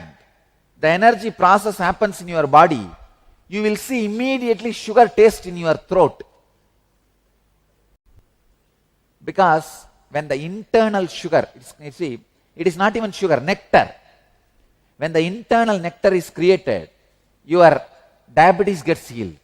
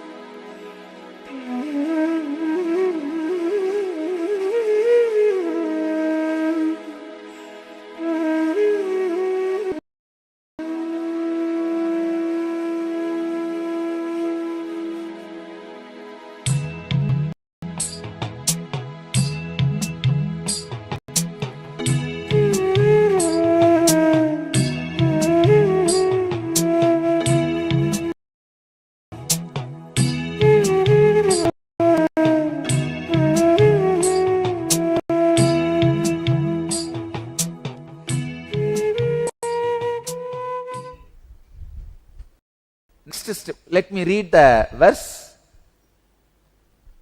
I'll give you the translation. This asana is from Yoga Pratipika in the verse 346 and 47. Anila Asana. Place both the hands on the ground and keep both the elbows joined together. At the navel, arrange the feet on the hands which are placed prone. Fix the gaze at nose. Your body can be on the ground or it can be little lifted, no problem. Both are okay. This is from Yoga Pratipika. I am giving.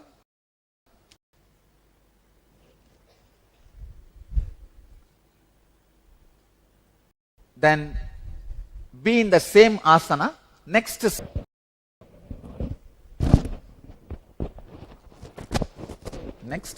is the healing of the organs related to diabetes. Uddiyana Bandha. And this posture, you will be doing Uddiyana Bandha. Let me describe Uddiyana Bandha. The bowels equably above and below the navel towards the back.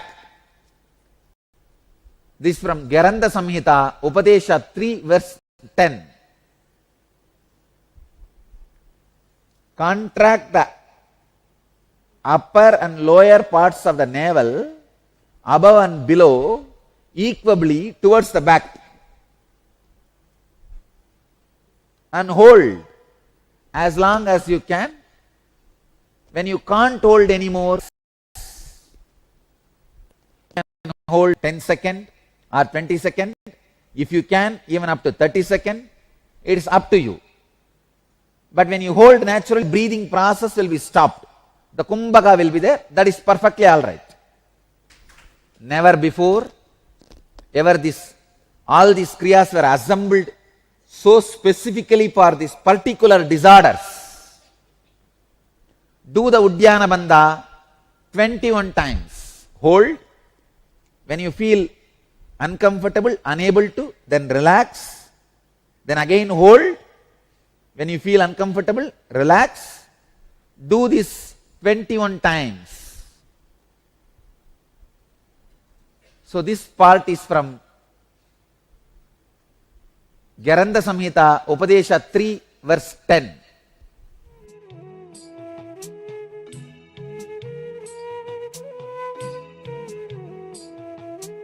Do it 21 times.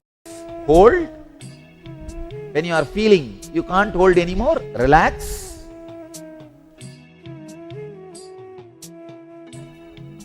Now do the Uddiyana Bandha. Uddiyana Bandha means contract the bowels equably above and below the navel towards the back, so that the abdominal viscera may touch the back.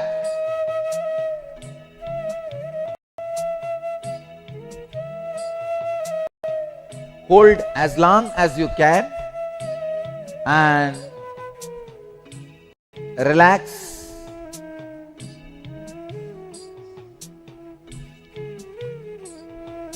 When you feel you can't hold anymore.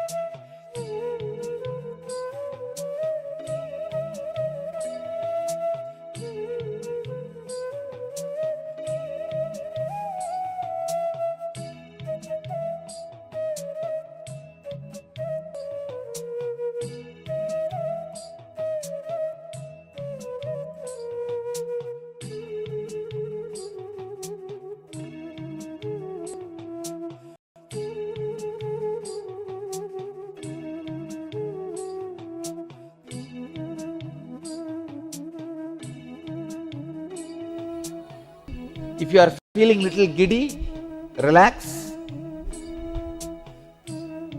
because the sugar level will start getting balanced very drastically with this asana.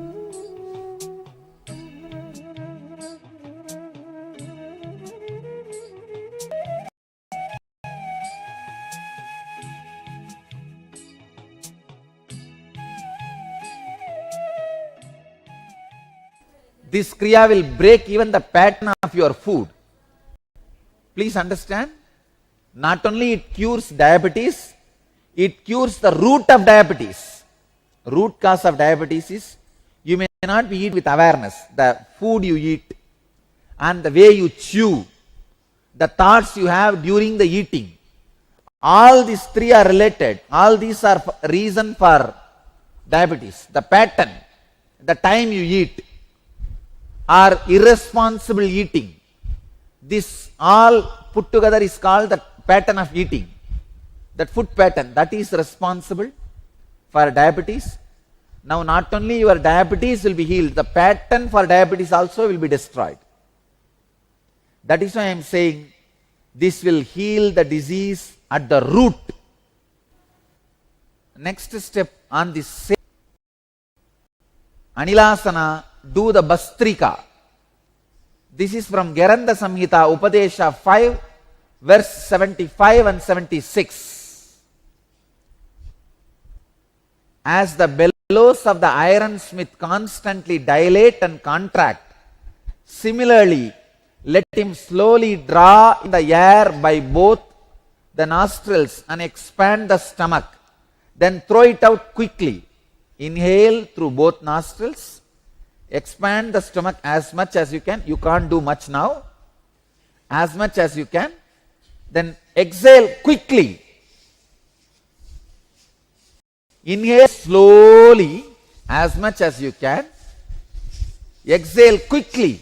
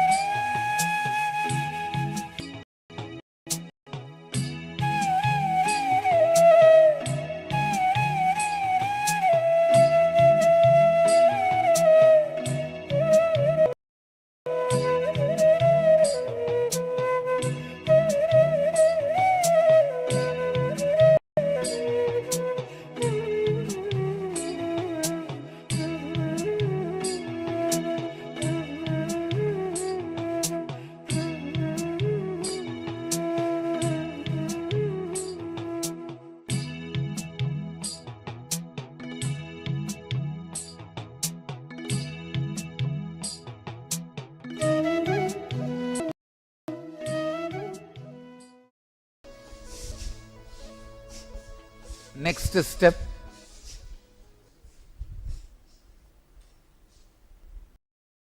Murcha Pranayama. Please understand,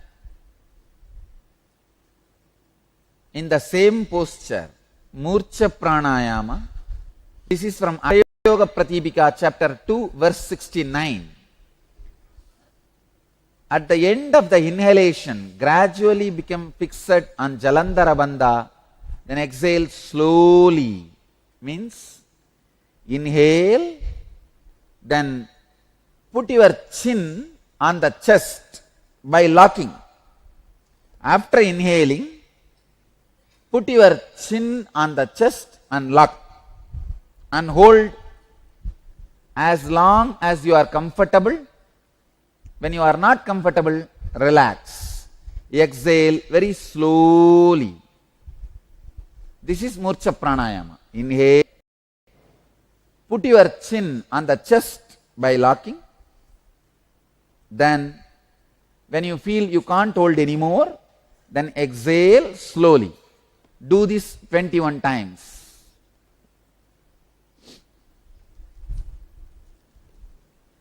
Start.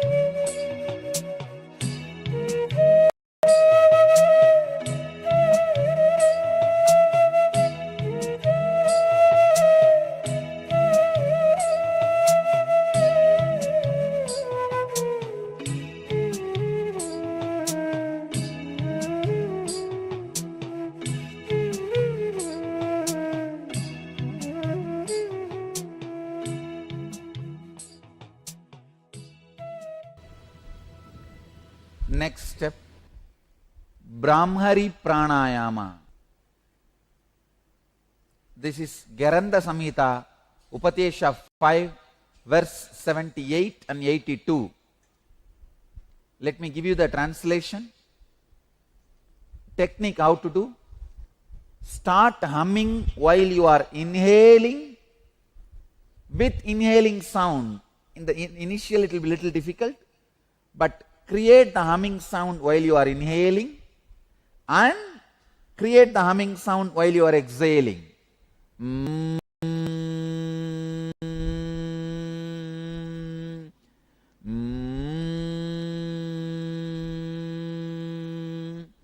the same Anilasana, continue this.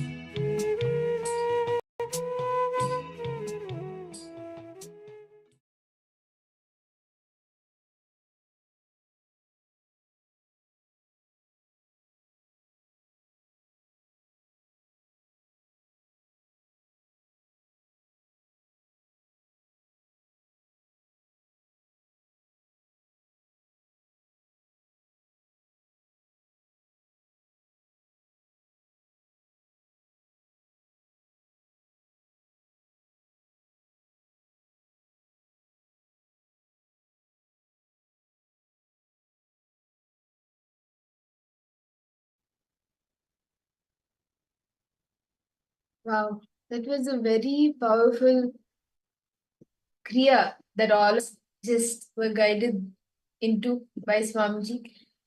All the participants, if you are having any issues related to diabetes, even if you don't have and you did the Kriya, it will make sure that you do not be affected by diabetes even in the future. Any symptoms, anything will affect you. And from this space, shall we all enter into the power manifestation?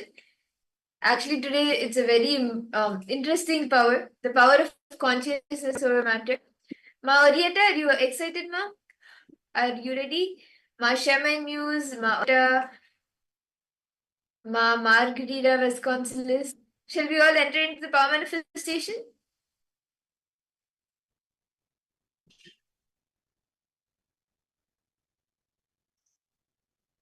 I request all the participants to please bring a coconut.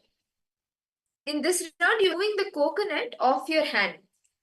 So can I request all of you to bring a coconut? If you don't have a coconut, even bring like any fruit, like an apple or an ash, any round fruit or object, like apple or an orange or anything, a pear. Any round object is fine, as we are going to be now manifesting the power of consciousness over matter. Where out of your consciousness, you can command the object to move, object to roll off from your hand. Yes, Ma Orietta, I request you to get any object and come. That's all. Ma Saroj, Oplush, Nityananda. Nityananda.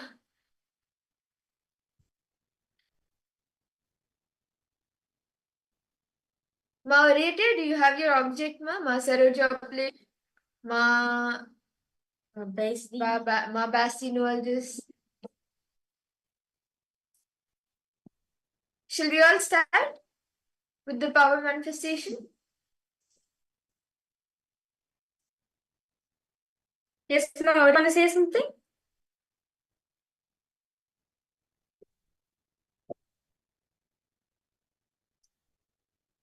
Any round item, like a coconut or do you have like orange? Do you have any fruits with you? Anything which is round?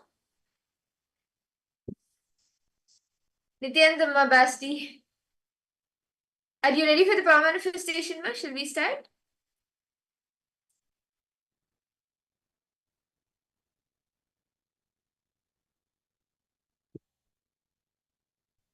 Yes. Okay. So we are now going to be manifesting the power of consciousness over matter. Okay. So, Ma, I request you to get any. Do you have a kokima? Okay, so you have coconut. Okay. So let us start now. I request all these. You can keep your hand on the supported surface, and you can place the object, the coconut or whichever object that you have.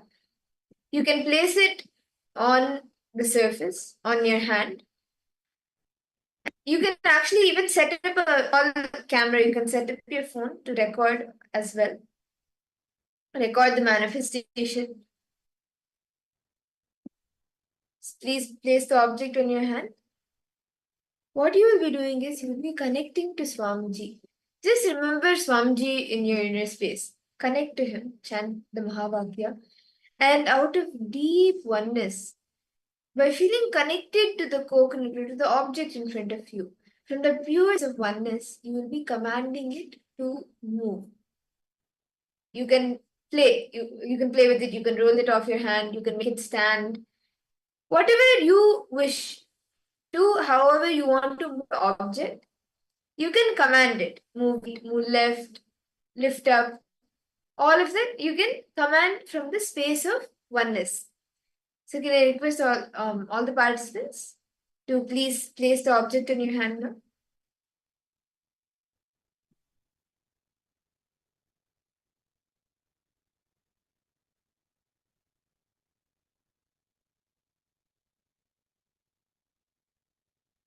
Please sit straight. Remember Swami in your inner space, in your third eye. Start chanting the Mahavakya intensely and command the object. Give a command to the object to move. Please start chanting Mahavakya. Om Nityananda Paramashivoham. Om Nityananda Paramashivoham. Om Nityananda Paramashivoham.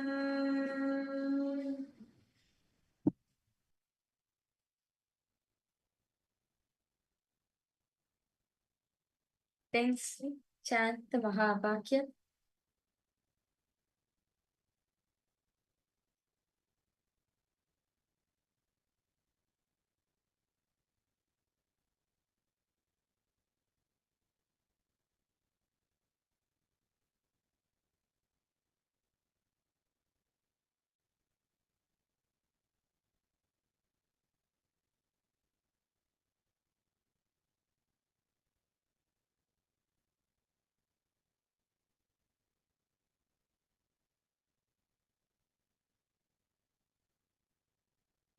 Just connect the song gently. Paramashivoham. Om Nityananda. Your best experience that you have had with Swamiji. Just cherish that in your inner space. Relive that in your inner space. Go back to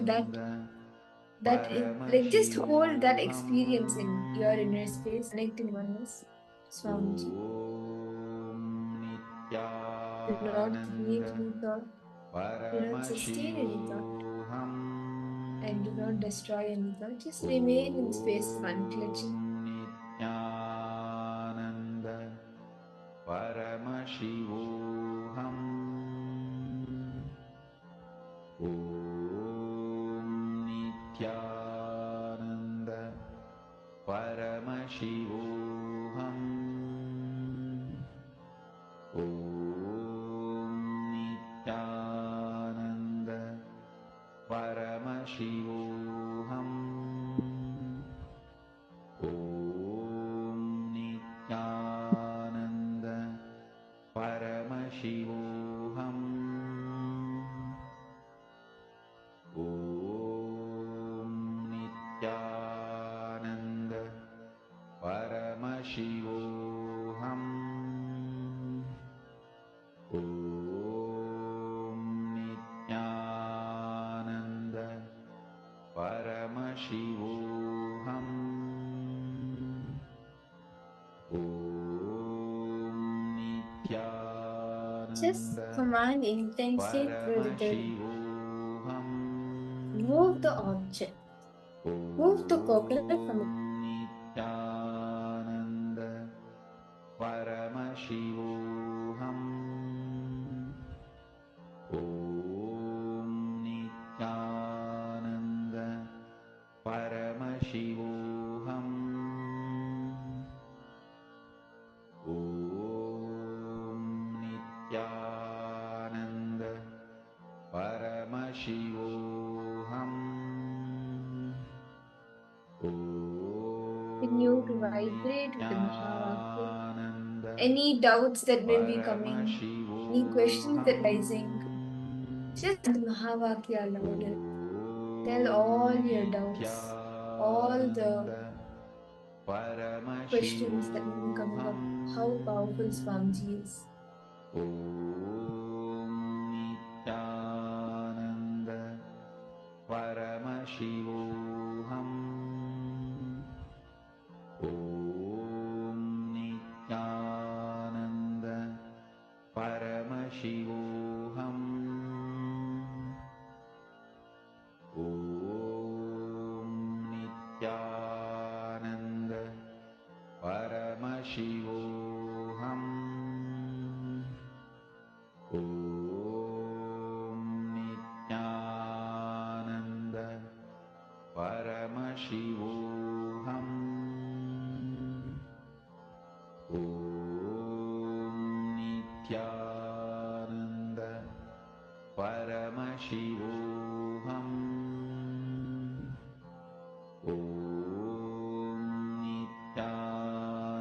and you need to chant the Mahamantra.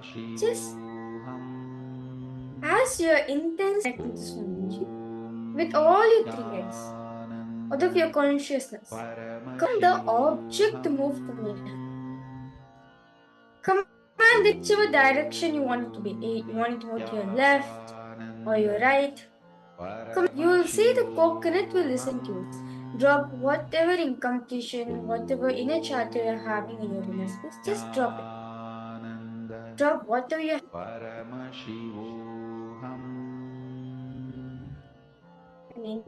Chant the Mahavakya. Nityananda Paramashivoham. Om Nityananda Paramashivoham. Om Nityananda Paramashivoham. Om Nityananda Intensely stare at the object with your three eyes. Om Nityananda Paramashivoham. Om Nityananda Paramashivoham. Om Nityananda Paramashivoham. Om Nityananda Paramashivoham. Om Nityananda Paramashivoham. Om Nityananda Paramashivoham. Whichever direction you want to move the object in, just from the pure space of friendliness, oneness, just connect to it. Feel that it is one of you, the consciousness in you, and the consciousness in that is the same. Om Nityananda Paramashivoham. Paramashiva, the one who is in you, is living in that energy. Nityananda Paramashivoham. Om Nityananda Paramashivoham. Om Nityananda Paramashivoham. Om Nityananda Paramashivoham. Om Nityananda Paramashivoham.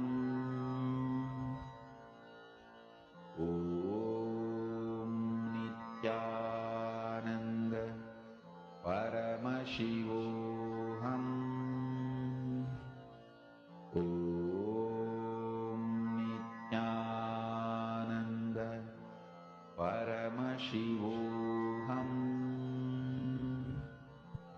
Om Nityananda Paramashivoham. Om Nityananda Paramashivoham.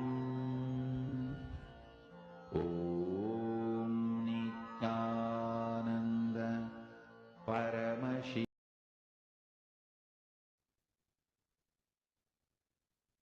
Please relax. I request all the participants to post in the chat what did you experience and how did the object move? Did you move it multiple times? One time? How many times were you able to roll the coconut, and what you experience. How do you feel manifesting the power? Can anyone of the participants please post? Ma Basti, how did you feel manifesting the power? And Ma Ita, Ma Saroj, Ma Sharmain.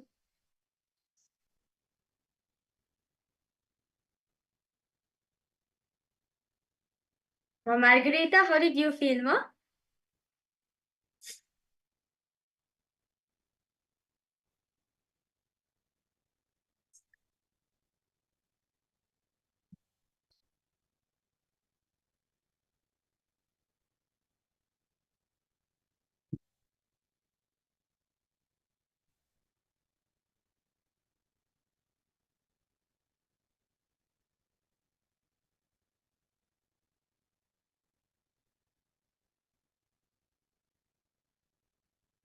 How did how was the manifestation go? How did you feel? We just now had the manifestation. We just now did the great feeling. Did your object move, Ma?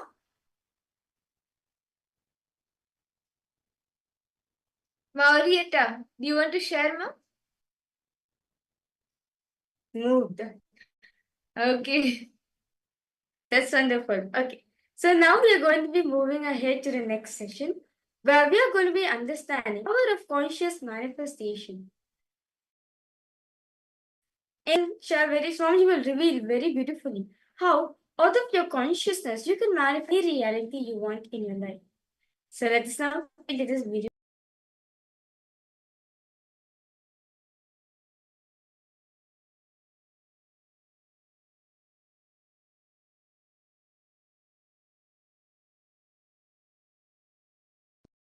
I tell you why I insist that you are something unique. I can tell you now. Listen. The Paramashanta Swarupa, the ultimate eternal supreme existence, which is pure consciousness, can be used like a clay by you, and you can make anything you want out of that clay. You can make pot or elephant, tie, teacup, anything you want. This possibility does not exist for Jalaja, Prithvija, Andaja, Bija, for anyone else other than human being. Listen. Anything born out of earth, air, water, egg, womb, none of them have this possibility. This possibility of conscious manifestation is given only to human beings.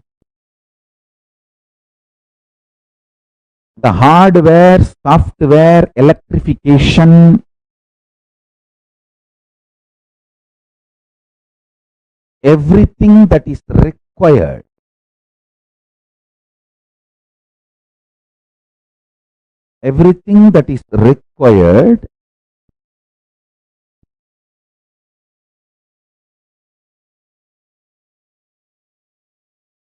for consciousness to manifest and become reality. The full complete setup, system, organism is human being. You have everything required. Nothing is missing. No spare part is missing. No chemical is missing. No software is missing. And no other being, no other alien is given this complete organism. See, they all have their own uniqueness. I am not disrespecting them. I bow down to Munis, Rishis, Siddhas, Ganas. I bow down to all of them. I'm not disrespectful to them. They have their own uniqueness.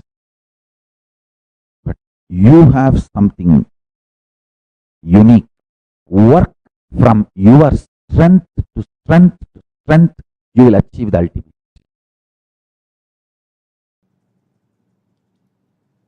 Important missing component in the modern day understanding about the law of evolution is consciousness. Humanity needs to turn its attention towards consciousness, existence of consciousness, possibilities of consciousness, powers of consciousness. Our consciousness and its capabilities, the method to manifest our consciousness for our next level of evolution. The missing link is consciousness. All different theories of evolution, Western or Eastern, everything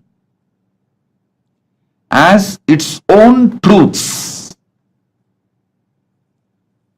But something is seriously missing in the modern day understanding about evolution and law of evolution.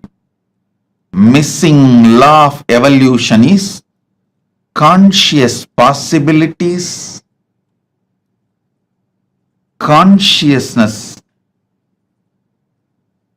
powers. Understand?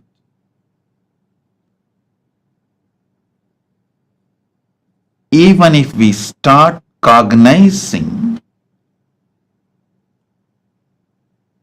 the existence of consciousness in us and the methods to manifest it for our benefit,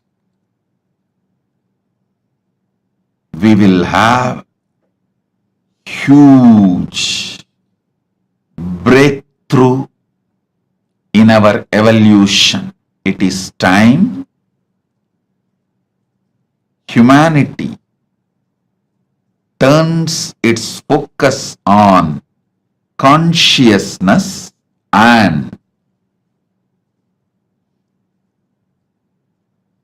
evolves itself and give a great breakthrough for itself.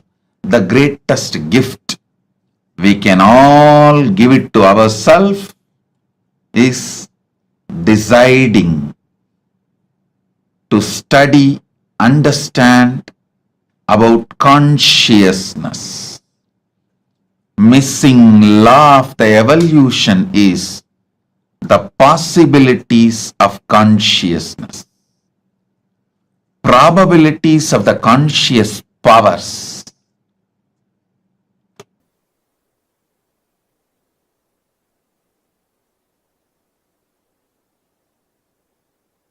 All your possibilities are from your consciousness.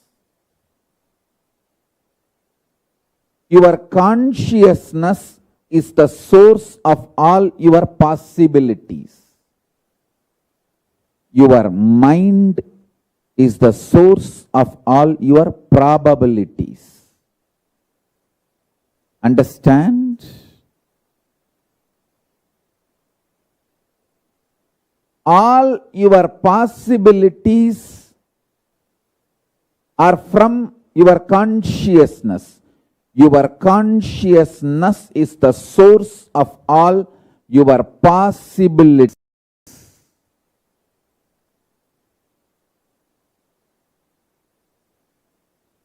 Your mind is the source of all your probabilities.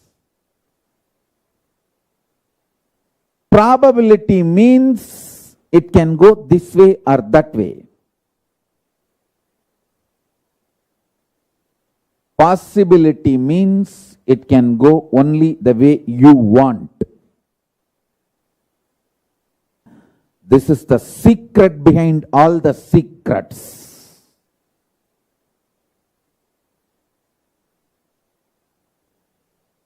Listen to this truth. It is directly from Paramashiva, from Kailasa.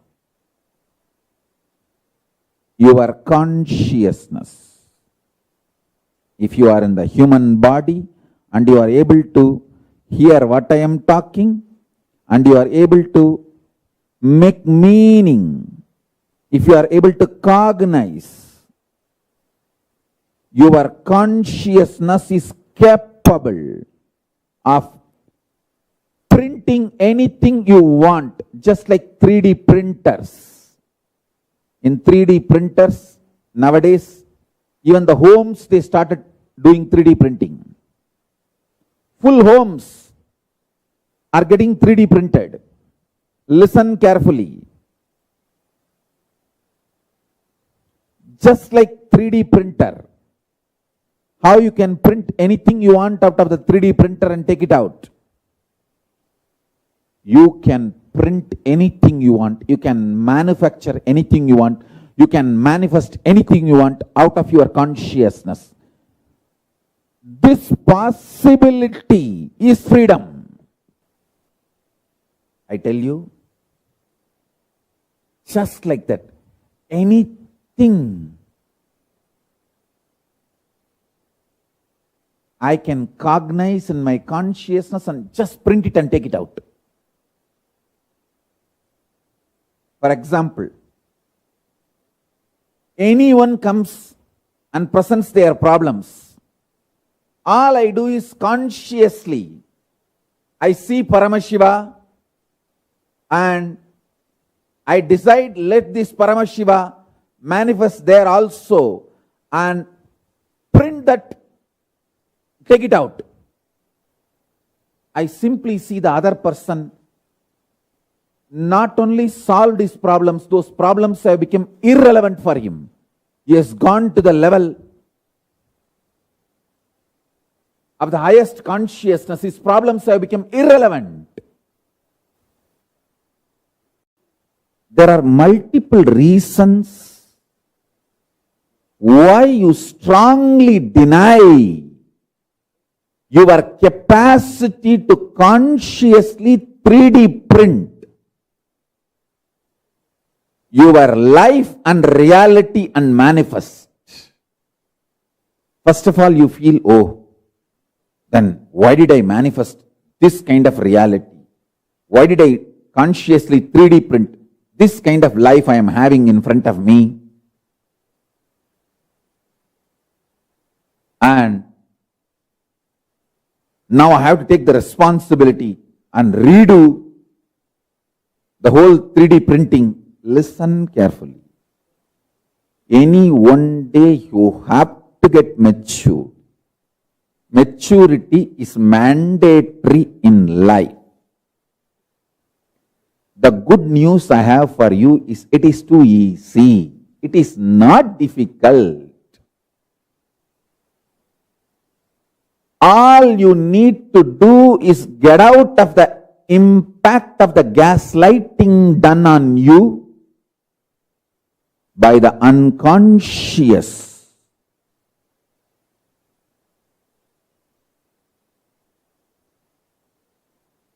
Ecosystem. The so-called human society. Listen carefully. The modern day human society you are living is such an unconscious ecosystem. It does so much of gaslighting. Gaslighting means, let me define, so much of false ideas are dumped on you. even you start believing them about you. Listen carefully. You need to be enlightened, not gaslighted. Anything which puts self-doubt, self-denial, self-hatred in you, SDHD, self-doubt, self-hatred, self-denial in you is gaslighting you. Anything which empowers you, evolves you, entrains you, excites you, enlightens you is Paramashivaññāna.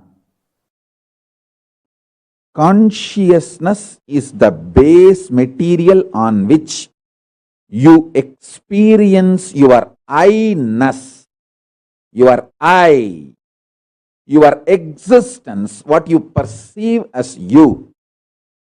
You experience on the foundation of consciousness.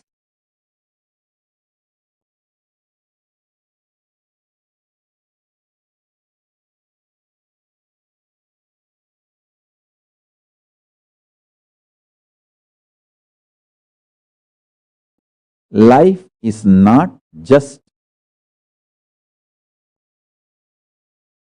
probabilities from the mind. All probabilities, good or bad, worst to best, all probability are mind-based, mental. I am telling you, all probabilities are mind-based, mental.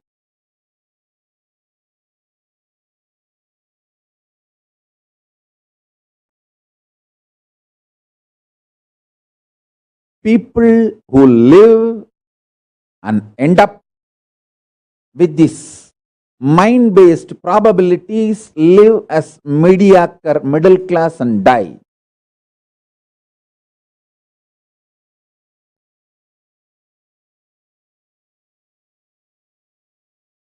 People who experience conscious possibilities in their life give breakthrough to themselves, who manifest these conscious possibilities and demonstrate it to others, give superconscious breakthrough to others also.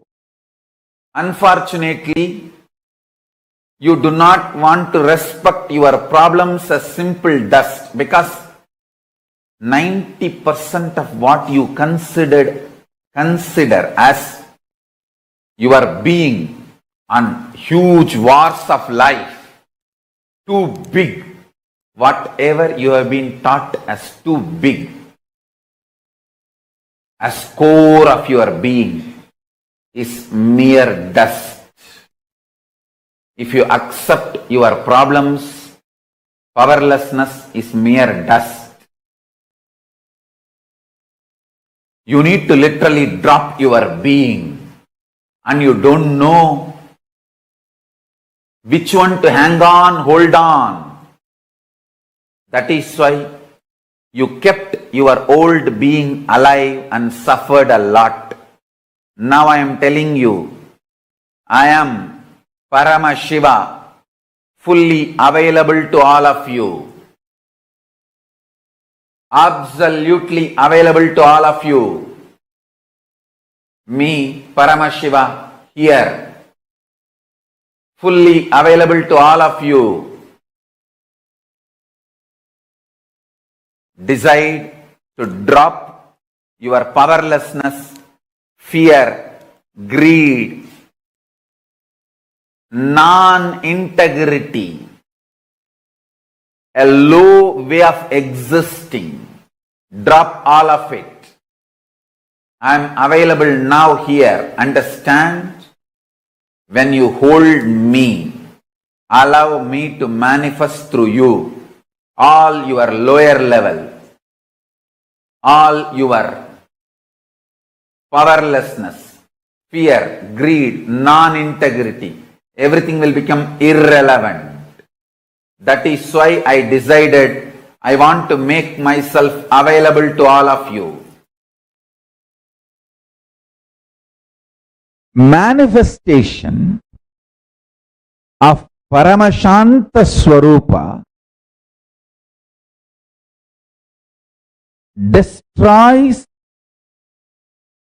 imaginary fears and imaginary problems with which you are really suffering.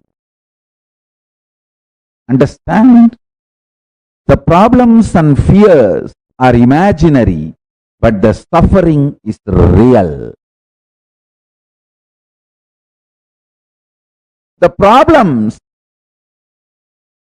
see, the way you think about your future is always terrorizing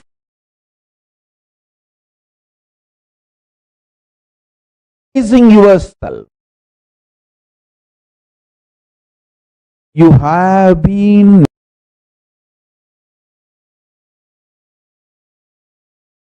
made to believe wrongly. Only if you terrorize yourself, your energy will be awake, alive to function. Unless you terrorize yourself, you will not do things needed for your life. No. If you make yourself ferocious, that will be the best manifestation of you not terrorizing yourself. Understand the difference. When you are ferocious, you are integrated. When you are terrorized, you are broken.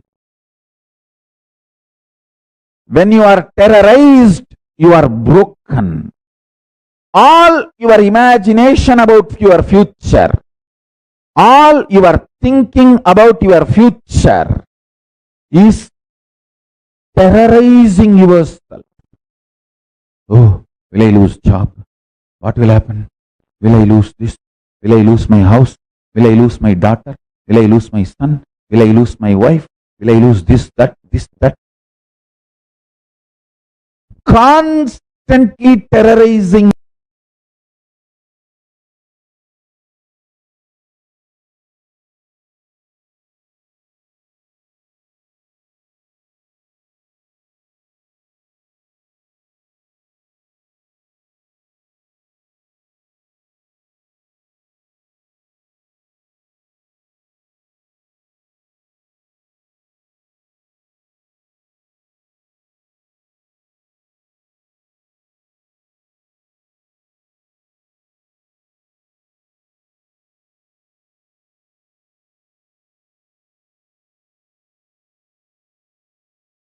Understood life more clear. Understand?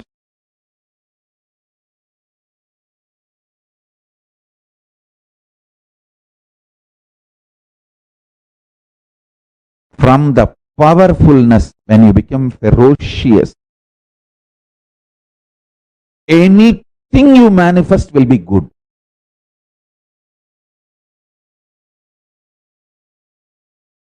Fundamentally, your wrong belief that only if you are terrorized, you will deliver your best should be broken.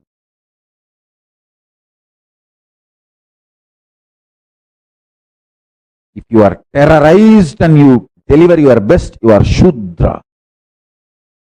Shudras, no other way. He has to be only terrorized even to keep himself awake. Even to keep himself alive, he has to be terrorized.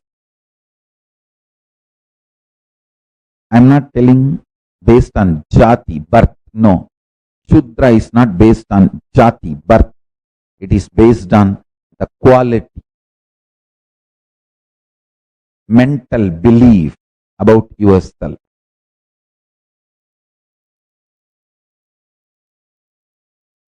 consciously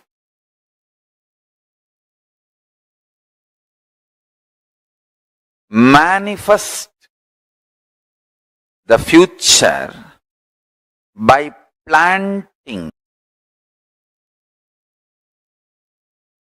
your conscious sankalpa, decision,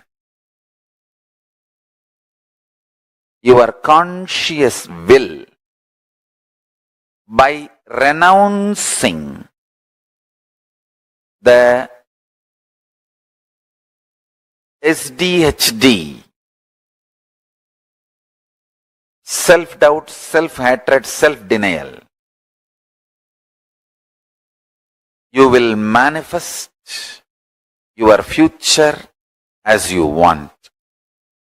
Now, let me expand. Listen carefully. First step, renounce SDHD. Tyaga. Tena tyaktena bunjita makrita kasya sviddanam guruvannevega jijivishyadagno samaha. Listen carefully. It is by renouncing all our silly talks inside. Please understand. It is by renouncing the dream you raise to Jakrat, waking state. It is by renouncing the waking state you raise to Turiya, higher state, fourth state of consciousness.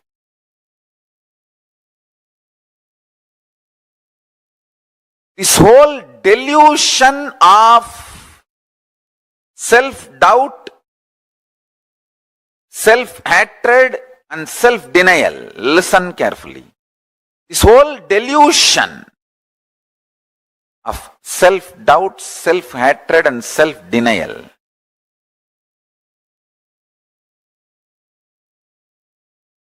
by renouncing this, you will be able to look into your future. Understand? Whenever you even think of planning your future, you will see so much of pain about many times you planned but failed. Understand? All your plans are stitching of just unconscious vague thoughts. Never a conscious plan. I will teach you the conscious future manifestation now.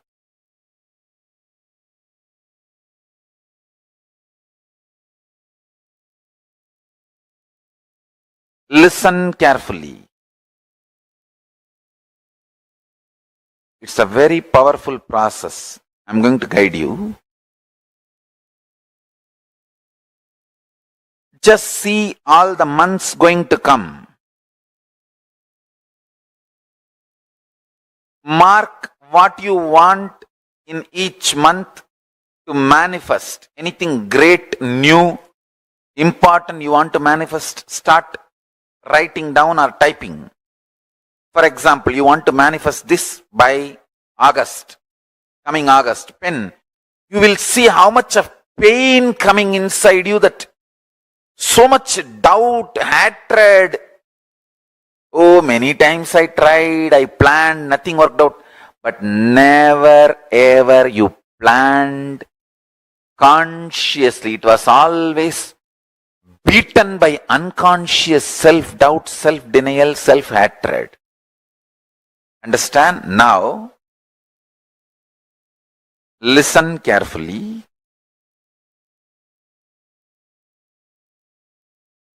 To all my disciples, I am giving you the boon. What you are going to plan now, I will make it into reality.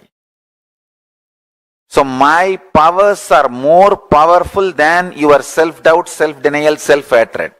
Drop your self-doubt, self-denial, self-hatred. Drop your pain. So sometimes even after Swamiji blessing, I did not manifest it. Stop. Drop all that unconscious, vague thinking.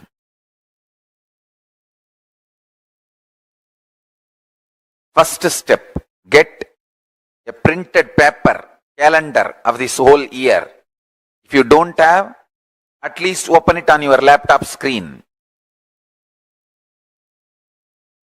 And mark what all you want to manifest by what date. For example, you want to have double the amount of salary you are having now by September. Mark that. You want to make $1 million by March. Mark that. You want to marry this person by June. Mark that. You want to have a new house by this month. Mark that. Listen carefully. When you are marking, see how much of pain, anger, frustration, doubt, impossibility, violence, all that is flowing in you. See. Be very clear. You never ever trusted your life or your ability to manifest or your future possibility. Your whole inner space thinking was thorough, extreme delusion, frustration, impossibilities. You always, even if you want to manifest a simple thing which you can easily do, just ordinary, maybe a few $100 worth of gym membership and building a body. Just you want to manifest that. Pen that down. Next 6 months I'm going to work out. By July, Guru Purnima, I am going to have six-pack body. Pen down. You will see so much of impossibility. Oh no, I tried this for last 20 years. And the first time when you were a baby, when you started walking with baby steps and collapsed and hurt yourself here, there, from that you will start visualizing all the impossibilities and raise the struggle. And convince yourself it is not possible. Why waste money on gym membership? Leave it. Understand?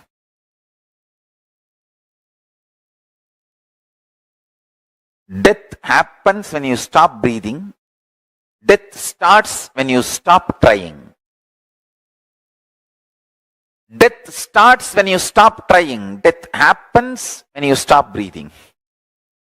When you stop breathing, it is called death happened. But death starts when you stop trying.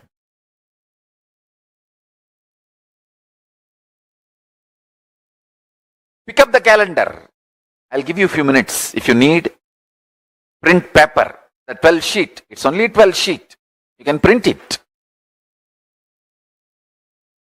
Because today what I received from Paramashiva is extraordinarily powerful truth. He said beautifully, people don't manifest their future because they have so much of anger about their past failure, frustration with life, cursing the life because of their imagined impossibility. When you sit and pen down this 12-month calendar, you will see all that flaring up in you. Understand one thing. Stop reacting when you are agitated. Stop flaring up when you are feeling impossible. Stop responding to yourself when you are frustrated, angry. I tell you, highest renunciation, greatest tyaga is renouncing your self-hatred.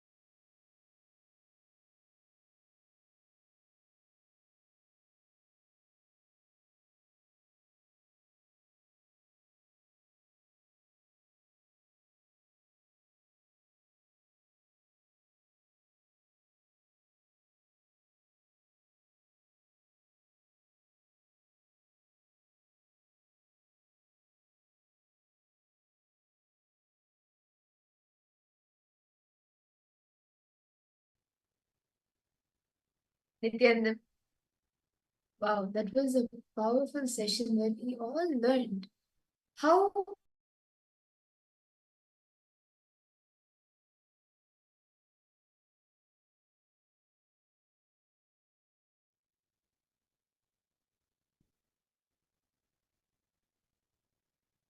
we all beautifully just heard the elaborate details of how we can manifest anything, any reality we want, we can manifest it consciously. If you see from the perspective of consciousness, you will see that it is a manifestation.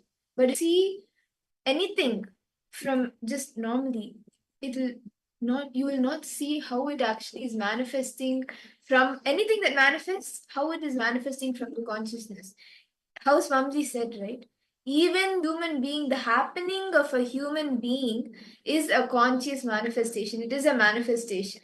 And the entire understanding about the evolution, about the law of evolution, about how anything, all of the evolution that happens is also a conscious happening, is a conscious manifestation that happens in all of us.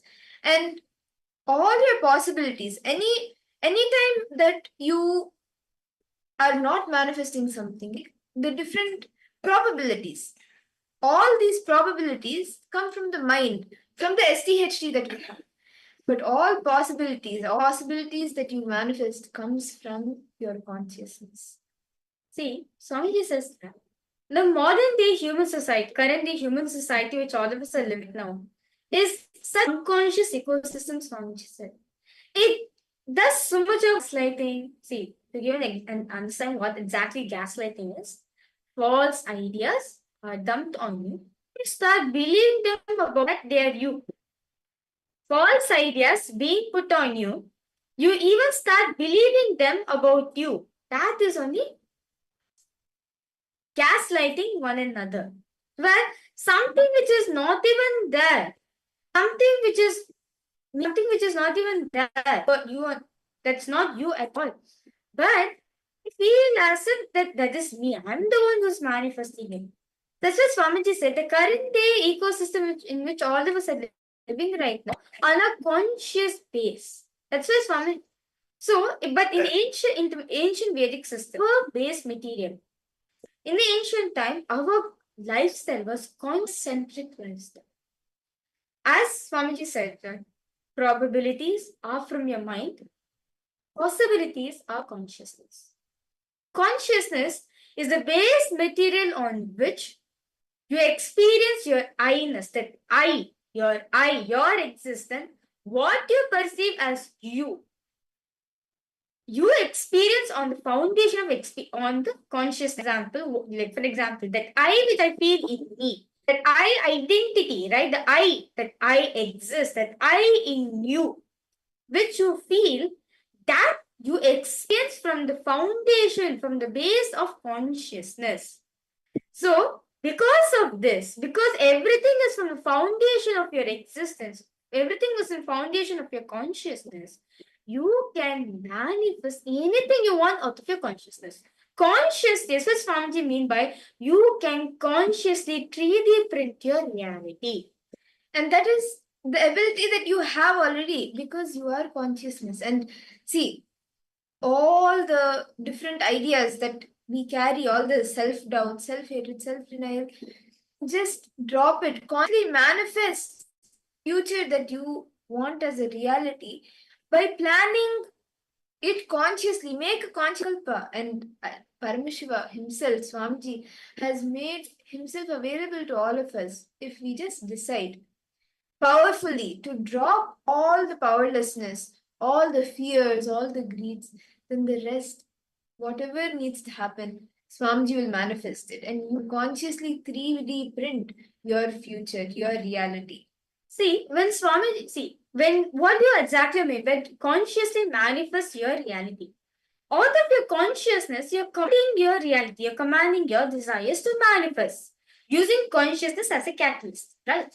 But when we are saying to you, you can manifest any realities you want out of your consciousness. The first and foremost thing that's there in our inner space is this possible? How can I consciously manifest it? Right? The SDHD we carry within ourselves, right? We carry so much of self-doubt, self-hatred, self-denial in ourselves, saying, how can I consciously 3D print my reality? How can I manifest my reality out of my consciousness? So that's why Swamiji says, the moment you remove, when you remove the SDHD from your life, when you remove SDHD, immediately you'll be able to manage your reality. To give an example, let's say, want to manifest funds for your Sarvanyapita. Okay, you want to become a Sarvanyapita Yajman and you want to manifest funds for it. What does it mean by consciously manifesting it? Without any self-doubt, without any self-hatred, without any self-denial, without any of these patterns into you. From your consciousness, that I identity, right? What you know, that is me. That I identity in you. That I experience you carry within you. From that space, manifesting whatever, commanding that, okay, I am going to manifest this. You will see, you will understand. That's the same thing even power manifestation also. Power manifestation is done out of the consciousness, where from your consciousness you command the matter to. That's why the power of consciousness of a matter, right? From your consciousness, not from your SDHD. No. From your consciousness, you're commanding the matter to move. That's why the matter is to you as the fundamental base. The fundamental foundation for everything in life is consciousness. See, how many of you actually is happening when you decide to do something, or when you want to manifest your reality, when you have a desire. The first thing that comes up, on one side you'll be like, yes, let me do it. But on the other side, all the different impossibilities will keep coming up. No, will I be able to do it? This person is not going to be ready. Will this manifest? Will I have enough funds for it? All of these thoughts that come, all of these SCHT that comes up when you want to manifest your reality, all those are the probabilities that come up from the mind. But all the possibilities that come, yes, I can do it, all the powerfulness that you feel, the yes to life that you say, yes, I can do it. And Swamiji has said that I can make it, I can, like for example, for Sarvagnyapita, as Mahaviraja said, you just take a powerful Sankalpa, Swamiji has blessed me, let me manifest it, I can manifest it, that possibility is there. That possibility is from your consciousness. So now for all the parents, we are going to be now detailing understanding. How can we consciously manifest our desires? If us want to manifest our desires, right? We want to live a happy life, and we have certain criteria. We have certain way of thinking that okay, if I manifest this lifestyle, I'll be happy. Yes, you can manifest all these desires. You can manifest your reality out of consciousness. Out of consciousness, you can manifest anything you want in your life. This is what I mean by consciously 3D printing yourself, consciously 3D printing your reality. Like, to give an example, now you're inserting, okay, your desire. Imagine your consciousness is a 3D printer, okay? Your consciousness is a 3D printer. You're inserting a desire. That's the image which you're giving to the system, to the machine. Okay, I want to manifest 1 million Sarvagnyapita. That's the which you're giving. Now, using consciousness as a printer, using that, you will manifest it 3D as a reality. It is, you see, if you use a 3D printer, you're going to get anything in a 3D format. Same way, when you use consciousness to manifest your reality, it will manifest in you, as consciousness is the foundation for all. So we are going to be now understanding detailing how to manifest our life based on consciousness, how to manifest our desires out of consciousness. See, your consciousness is capable of printing anything you want, just like a 3D printer. See, 3D printer does not need like specific requirements or anything. Anything you want, you can print it, right? Same way, you can manifest anything you want out of your consciousness. This is the fundamental truth Swamiji reveals here. That out of your consciousness, you can manifest anything you want. Now, let us all take a few minutes to actually do this conscious 3D printing. I request all of you to take minutes. All the desires, all the realities that you want to manifest, mark your calendar with a date. By this date, you want to manifest this much. You want to manifest this by this date. You want to manifest this desire by this date. Mark your calendar. Can I request all of you to write down? For example, it could be you want to manifest Kailasa. By when? By what date do you want to manifest Kailasa?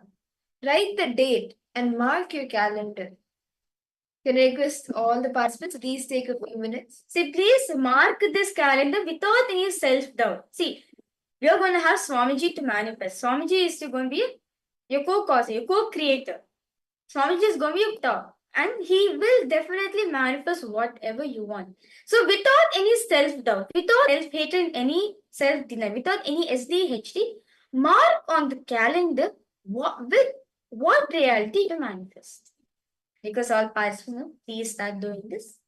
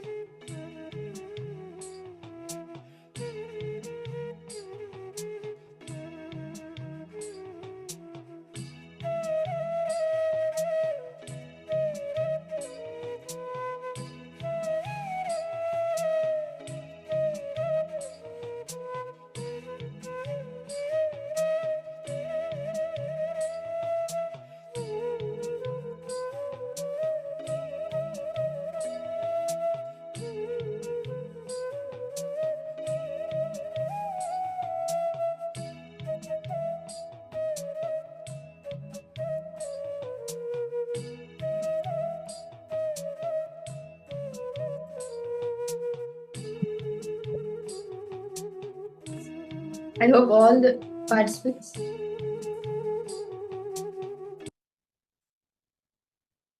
I hope all the participants, all of you have been able to write down all the realities that you want to manifest. You have been able to mark the calendar for each of them. Now, I request all of you to take a conscious decision to drop all the SDHT, the self-doubt, self-denial, and self-hatred, and just complete with all the powerlessness. Whenever you think of these desires, all the powerlessness that comes up, just drop it. Know that Paramashiva himself is making himself is available to you. Paramashiva himself, Swamiji, is making himself available to you. All you need to do is drop the powerlessness, and the rest he will manifest. It Swamiji will manifest. So I request now all the participants. The next step Swamiji is very beautifully is revealing over here. Now all the SDHT, all the SDHTs which you are carrying in your life, right? Whatever you feel, oh, it's impossible for me. How can I manifest $1 million within like this day? Whereas my career, my daily income, my monthly income, it's just not that much. What the SDHT you have, write it down. That's right. See, only when you write down all the SDHT we are having, we'll even complete with it. We'll become aware of it. Many times in life, we come to conclusion saying, I have so many problems. But only when you write down, only when you sit and write, then you'll actually see the God. These are the kinds of self-doubt. These are SDHT I am cherishing in my inner space. See, only when you expose yourself to your own thoughts, only when you expose yourself to your patterns, you'll complete it. You'll even be aware, oh, I had this earlier. Actually, it's like a thought process. See, when you expose yourself to your powerlessness, meaning when you become aware of your powerlessness. So it comes next time. You know, hey, I had this is a solution I did. So let me complete it again. You become aware of it. What we do many times in life, we just cover it under the carpet. We just push it under the carpet. So that's why we're not able to see our powerlessness as a powerlessness. Whereas our powerlessness as a day-to-day lifestyle for us. So now I request all the participants elaborately, detailedly write down all the SDHT you're carrying in your life and complete with it. Complete with all the powerlessness you're carrying in you. It's like a minute.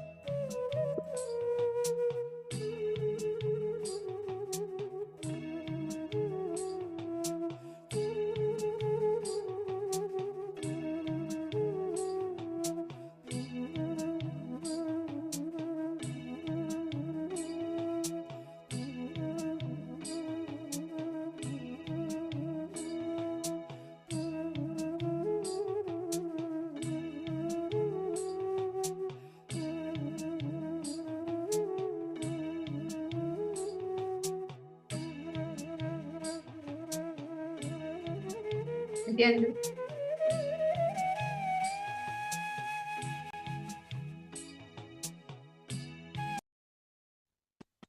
able to consciously decide and just drop all the SDH, all the powerlessness that comes up when you think about manifesting the desire, when you think about the reality that you want to manifest. See, it's simple. Just drop that powerlessness. Be full. The rest Swamiji is taking care because he has manifested it.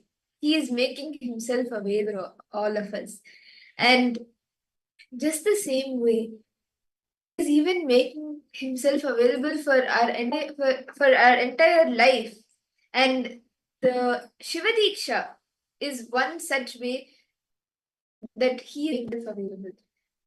The Shiva is a very initiation, and it's a given in a ritualistic way as well, the initiation. And this actually, until your death, Paramashiva, like always with you, protecting you. This is a very beautiful Diksha. Paramashiva elaborates in the Kamika Agama, the Somasambha Paddhati, the Shiva Diksha Vidhi. Paramashiva says a human being, the various different Dikshas a human being is supposed to receive in their lifestyle. So this initiation called the Shiva Diksha, where is the initiation where you're awakening the conscious in you, where you're awakening the Paramashiva in you. As Shiva Diksha is an initiation where to awaken the Paramashiva in you. You're replacing your into Paramashivoham. So you're declaring, I am Paramashiva. That is only Shiva Diksha, where you are replacing your I identity into Paramashiva's identity.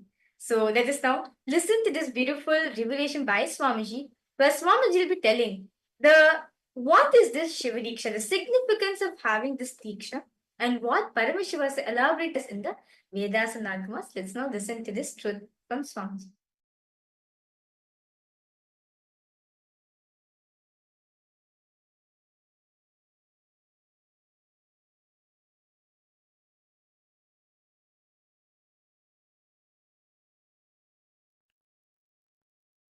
Shiva Diksha is all about shifting the way you function from powerless cognitions to powerful cognitions. That's all. Shiva Diksha is the way to shift you from functioning from powerless cognition space to powerful cognition space. Listen carefully. Understand life. Listen carefully and understand life.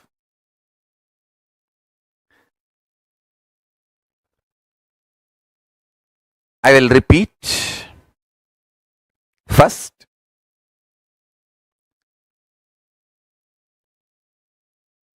your inner space is like a software which decides how your life will be. That's the first understanding. Second, if the inner space is filled with powerless cognitions, powerless, suffocating, wrong ideas about yourself, about your world, about God, it can be more and more suffocating, making your life difficult.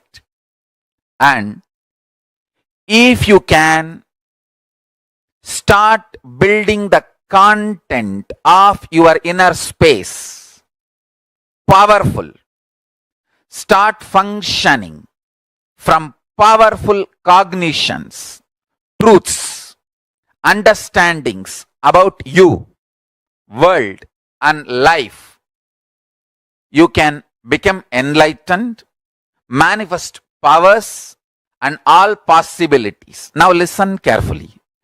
The good news I have is your inner space can be beautifully reaped. It can be reprogrammed with powerful cognitions. It can be reprogrammed for enlightenment. It can be reprogrammed to manifest the state, space, powers of ultimate Paramashiva.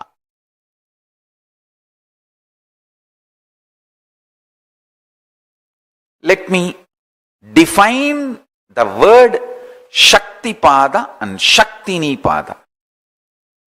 I'll give you a simple definition, straightforward.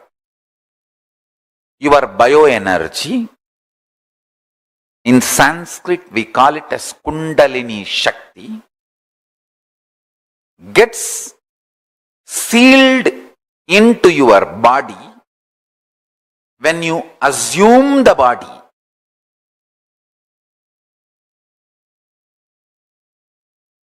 And that starts giving you the experience of you, prajna, individual existence. And from that, listen carefully, from that,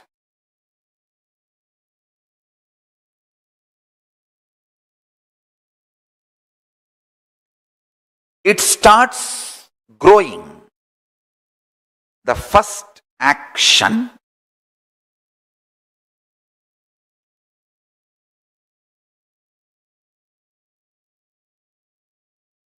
Kundalini Shakti, your bioenergy, gets sealed in your body. If I have to visually describe, it is like a snake,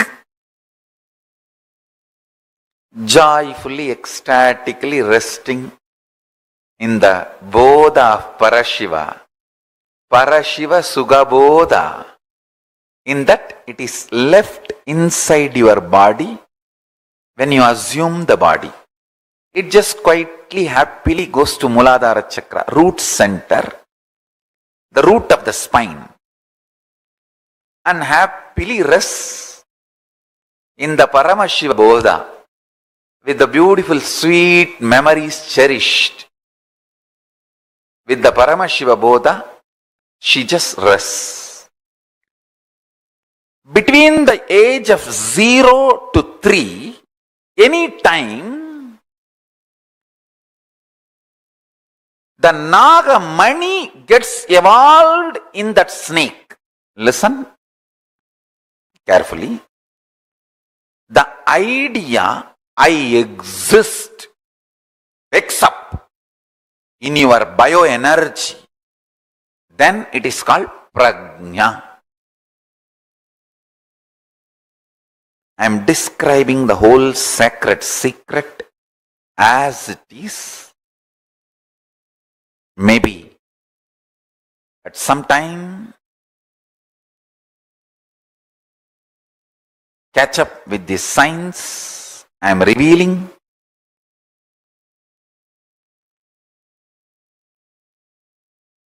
Listen, listen intensely. Maybe the modern day science will catch up with what I am revealing at some time, sooner the better for the humanity. Listen, your bioenergy is left inside your body when you assume the body.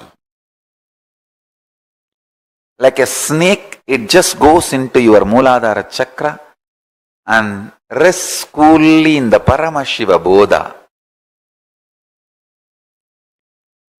Between the age of 0 to 3, the first activity starts at one point. You start feeling, I exist. We say, na, the time I remember me. That happens between 0 to 3. The earlier it happens, better for you. The earlier it happens, the being is higher conscious. People who never miss that prajna, I exist, are incarnations. They miss just for a few days or few weeks, but within 1 or 2 months get that I exist or yoga prashtas. I have so many yoga prashtas in my Gurukul. These kids, they wake up to the reality, I exist. When you assume the body, the Kundalini is left in your body. The Kundalini is bioenergy. Then within the zero, from the time of your birth to the age of 3, within the 3 years, that identity, I exist, wakes up in you. That is the Shikamani, Nagamani, develops on the forehead of your bioenergy Kundalini. Visualize your bioenergy as snake, and that idea you exist, that prajna, is the Nagamani. The golden diamond develops on your bioenergy snake's third eye, on that forehead. Now, when that starts, that is when your life starts. The perception of your life, the experience files of your life, good, bad, right, wrong, the binary logic or the Nyaya Vaiseshika logic, whatever you evolve as your existence or the lessons of your existence starts happening from that time your prajna starts feeling its existence. Prajna means you start feeling I exist, me, I am conscious. Now, that I exist starts developing upadhis. I am male, I am female, I am good, or whatever. I am good in something, I am. So this upadhis, the identities, ideas, patterns starts getting evolved in and around you. Listen.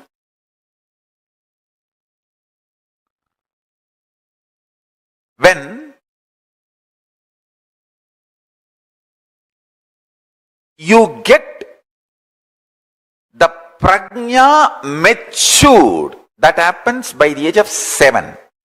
The prajna means that your existence getting matured at the age of 7. By the age of 7, that starts happening. That is the time you start developing your will. This is what I want. This I don't want. This is the way I will be. This is not the way I will be. That will starts getting developed at the age of 7.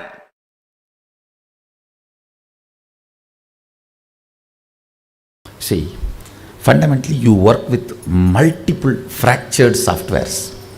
When you work with your dad, you have a separate software. When you work with your mom, you have a separate software. When you work with your father, the friends, you have a separate software. You are multiple fractured softwares. Now I am putting one software of oneness to do power manifestation. It is too small compared to the load which is around you. You are so comfortable in playing with all those softwares. It takes little time for this new software. After it manifests powers, it starts influencing all the other softwares. Then in few days, it makes all the other irrelevant, redundant. Then this overpowers and makes you, that oneness becomes your fundamental cognition where you park yourself. Till then, I go on supporting you, holding you in me. Understand? That is why, even if you don't feel your You are made to manifest powers so that you will have confidence on the software. So that virtuous circle starts happening. See, usually what you do, you don't have confidence on this truth. So the confidence does not manifest as power. Here, I am infusing the energy and make you manifest the power. That gives you confidence on the software, and confidence gives more power gives more confidence. It becomes virtuous circle. Pushing your life from vicious circle to virtuous circle is the job of the Guru. That's the job of the Guru. And supporting you, holding you during this push and making sure you are successful is my job.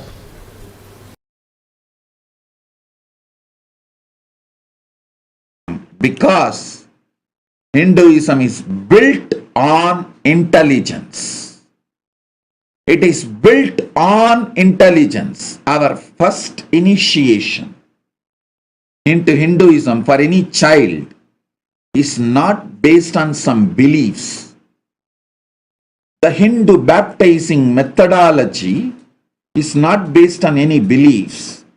It just teaches you how to awaken your consciousness, intelligence. The first baptizing, Hindu baptizing initiation statement is Bhur Bhuva Suvaha Tat Saviturvarenyam Barho Devasya Dhimahi Diyoyona Prachodayat. I meditate on the highest intelligence which awakens my intelligence. I cognize the highest tejas which awakens my intelligence.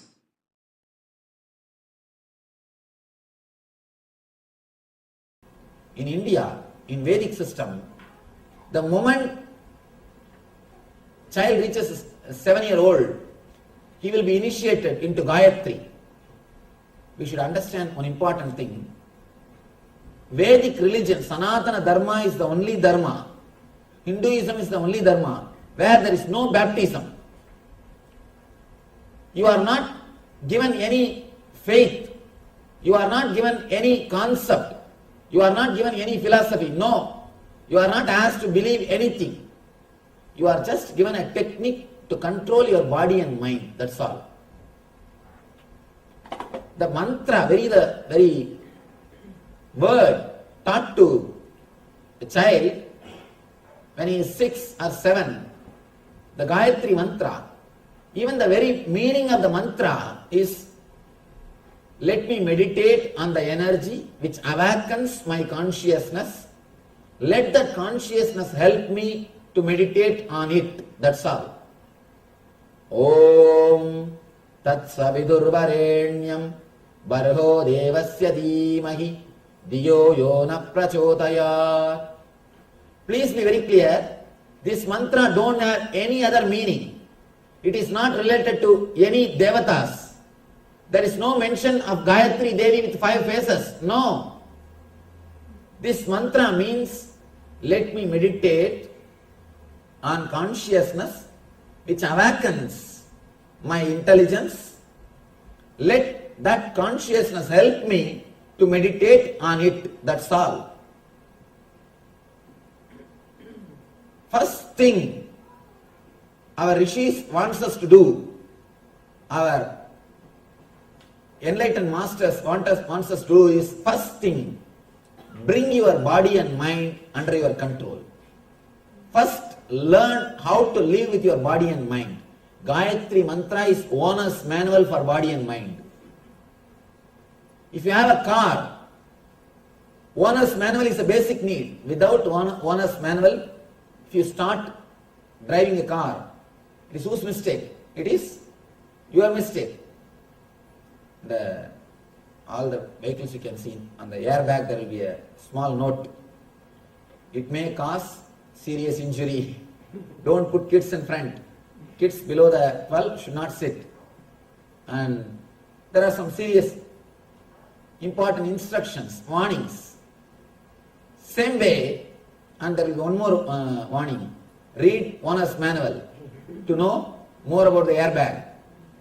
Same way, the moment you enter into the body, around the age of 7 only, you start handling your body. Till the age of 7, you start living only in the instinct level. Only at the age of 7, your intellect starts working.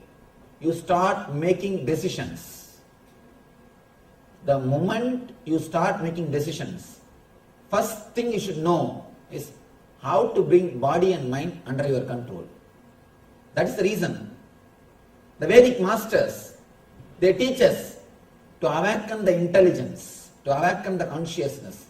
Before entering into the car, read owner's manual. Before entering into the body and mind, master your consciousness. Listen. Normally, when you get a password, mantra, you need to repeat it, master it through your practice. But if you receive the same mantra from an incarnation, he has already mastered it. I have already mastered the mantra. This key will directly start working for you. You do not need to do any specific, special. For example, normally, if you receive a mantra with a 5 syllable, you have to do akshara laksha, means 5 lakh times you need to chant that mantra to achieve the mastery over the mantra. It's called akshara laksha. Each syllable 1 lakh time, 100,000 time. If you get 8 syllable mantra, 8 lakh times you have to repeat it. But with me, I have already mastered this. So to all of you, I am giving this key. You can directly start applying it, using it. You do not need to practice anything. That is why I tell you, this mantras which I am giving now will work for you without any of your efforts. Without any of your efforts, you don't need to put any effort. Nothing is needed from your side. So many people come and tell me. I get hundreds of messages. I should say even thousands sometimes.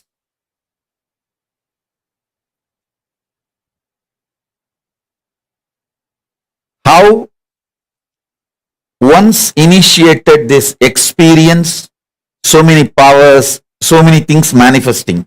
Listen. With other gurus, after initiation, when you start practicing, you are tested. With me, after you are tested only, you are even allowed to come near me.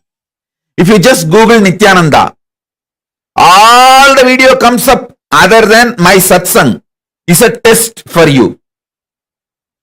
You have to cross all that huge distractions. And crossing all of that, if you reach me and finally choose me, then the whole treasure I have brought from KAILASA is for you. It's like how in the fairy tales or the stories, you have to cross 7 oceans, 7 mountains, 7 rivers, only then you can reach the treasure sitting inside the cave. Same way only, you have to cross all kinds of scandals, rumors, lies, brainwashing, diverting informations, everything. 7 hills, 7 oceans, 7 river. Only then you can reach me. But if you decide to reach me, then all the treasure I brought from Kailasa is here for you. If you choose me, that's enough. You don't need any other spiritual practice. You don't need any other spiritual practice.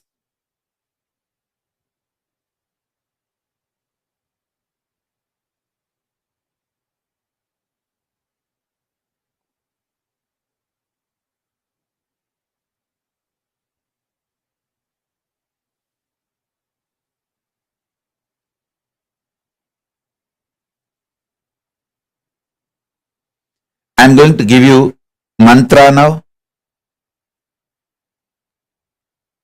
Listen.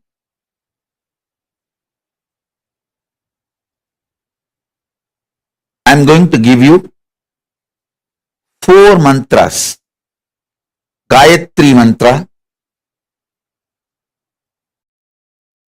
then Shiva Diksha, Shiva mantra.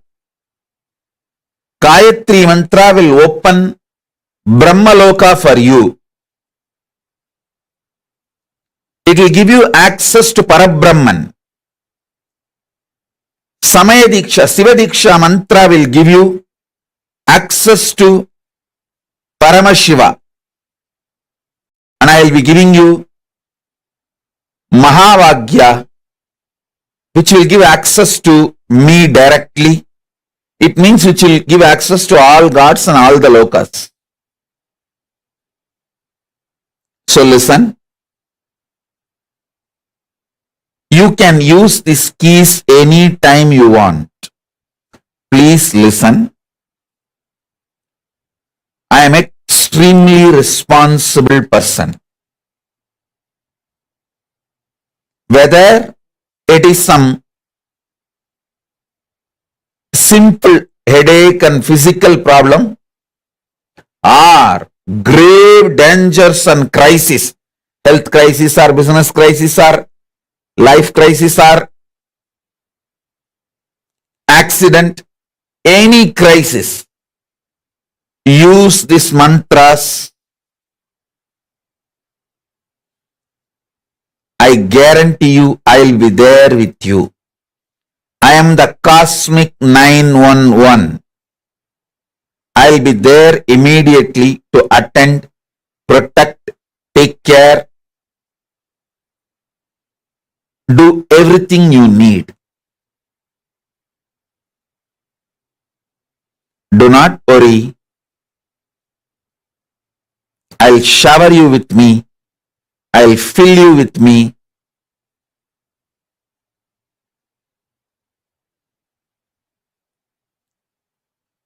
I will manifest me through you.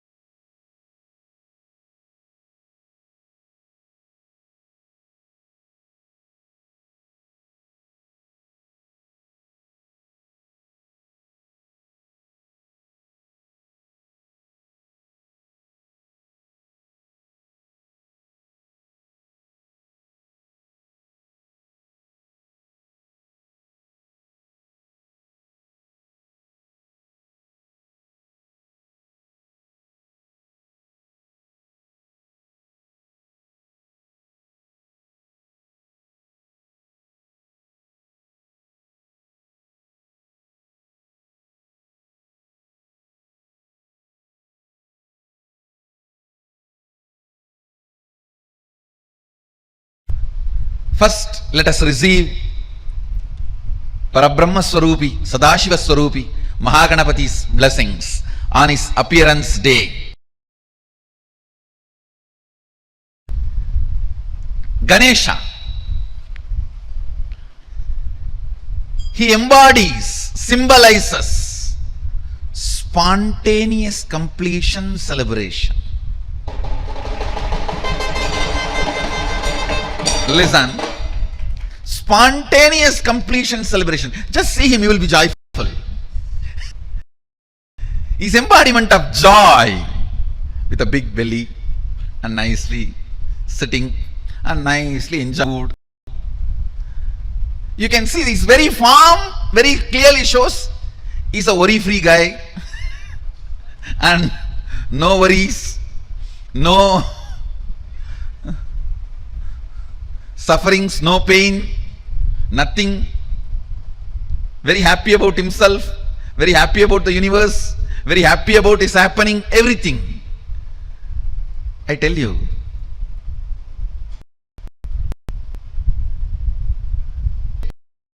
the way he appeared, the way he happened, if you see the whole story, very casually, Devi just puts her muscle memory, the mixture of haldi and,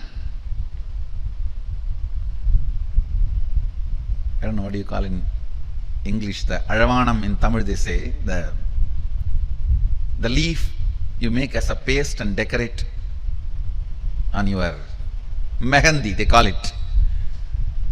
The haldi which she applied on her body and the mehendi, she just pulled both of it out with her muscle memory and makes Ganapati and breathes life into it, and the child is playing around outside. She says, I'm going for a bath, just be here. Then Sadashiva walks in.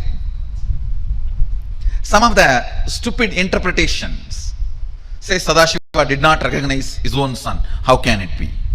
Who recognized the whole universe? How can it be? No. He knows he need to add his part into him.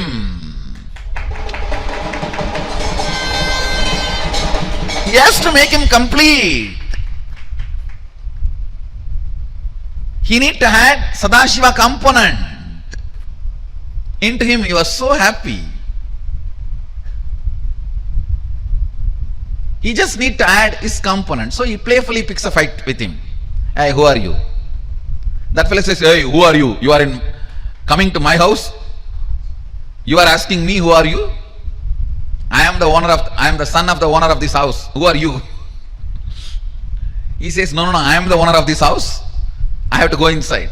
He says, no, my mother is taking bath. You cannot go inside now. Hey, I am the owner of this house. You are not letting me inside. In that playful fight, he removes the ignorance of Adi Ganapati. Understand? He removes the ignorance of Adi Ganapati. Because he is made of only the matter. Adi Shakti, Prakriti. Now Sadashiva need to add the Purusha, the bioenergy into it. Devi pulled only her muscle memory and made the body and biomemory and gave the life. But Sadashiva has to add the bioenergy. So he just removed the ego. Then Devi comes and says, come on, do what you want to do now. Add what you need to add. Then he tells, all right, go and get any head you get. The first head you see, get it. They bring the elephant head. So he fixes and adds his bioenergy. And once complete, Shiva himself breathes life into it. See, somebody who can breathe life into the person, he will not recognize who he is.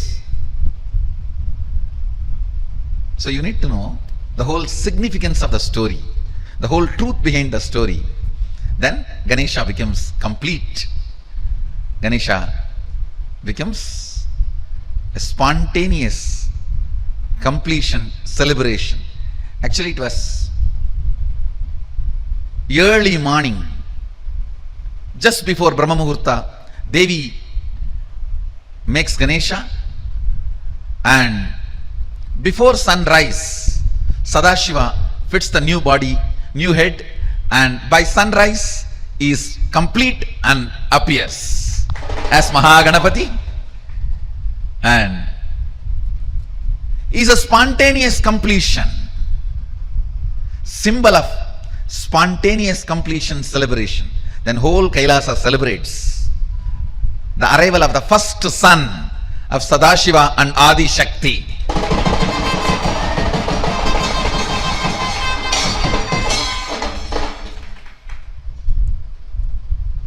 Is the embodiment, symbol of spontaneous completion celebration. Today, let's invoke His grace, let's invoke Him and bring spontaneous completion into all our incompletions. Let your idea about your body be based on completion. Let your idea about your mind be based on completion. Let your idea about your wealth be based on completion. Let your idea about your health be based on completion. Let your idea about your beauties be based on completion. Let your idea about others be based on completion. I'll explain now from Akashic records as it has happened.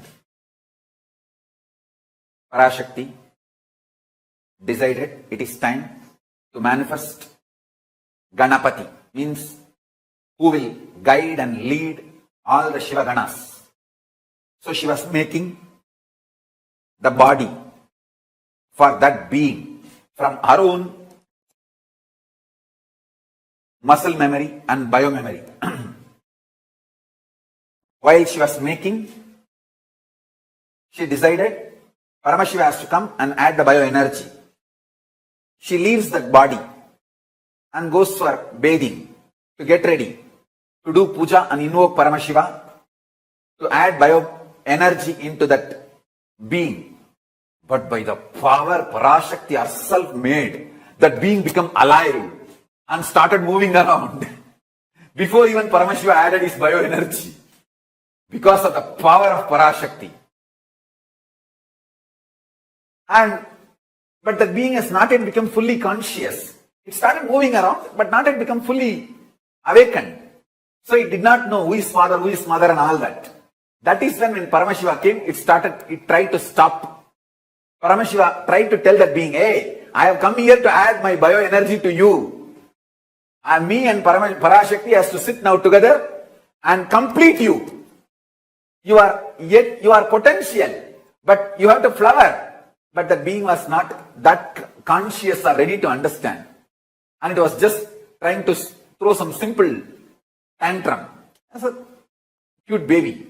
Then Paramashiva understood he has to now cut the head and add forcibly the biomemory of Parashakti and bioenergy of him into the being to make that experiment success. So it is a simple experimental success strategy. To make the experiment success, it is a simple strategy he has to do. I should say it's the most non-violent decision Paramashiva made. He did not kill Ganapati. He just removed some parts, added his own bioenergy and biomemory of Parashakti and put the whole thing into it and put beautiful elephant head and made Ganapati and made him as the head of all the Shiva Ganas. So it's absolutely non-violence. It is just simple surgery. Surgery can never be violence. It's like how you remove the tumor. The tumor removing surgery, it was just conscious surgery done by Paramashiva. He never killed Ganapati. He only just did surgery, removing some parts not required and added some parts required. I should say that first tumor removing and transplantation surgery done by Paramashiva is Mahaganapati successfully.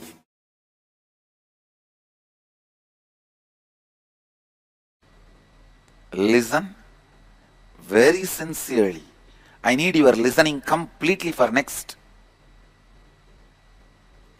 1 hour.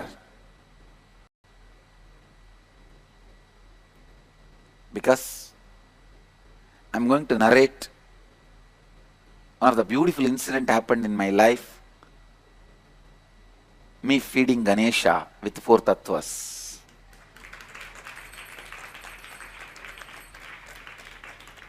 If you understand how I lived, expressed my bioenergy,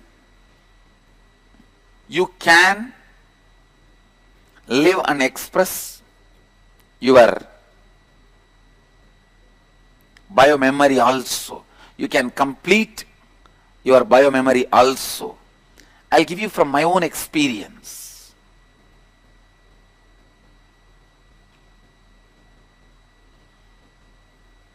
At the age of 3, I think my 3rd birthday, this is the turning point in my life. 3rd birthday, when my father and grandfather, both of them were carrying me to the temple. In villages, they will carry the kid on the shoulder or on the chest. Usually my grandfather will carry me to temple.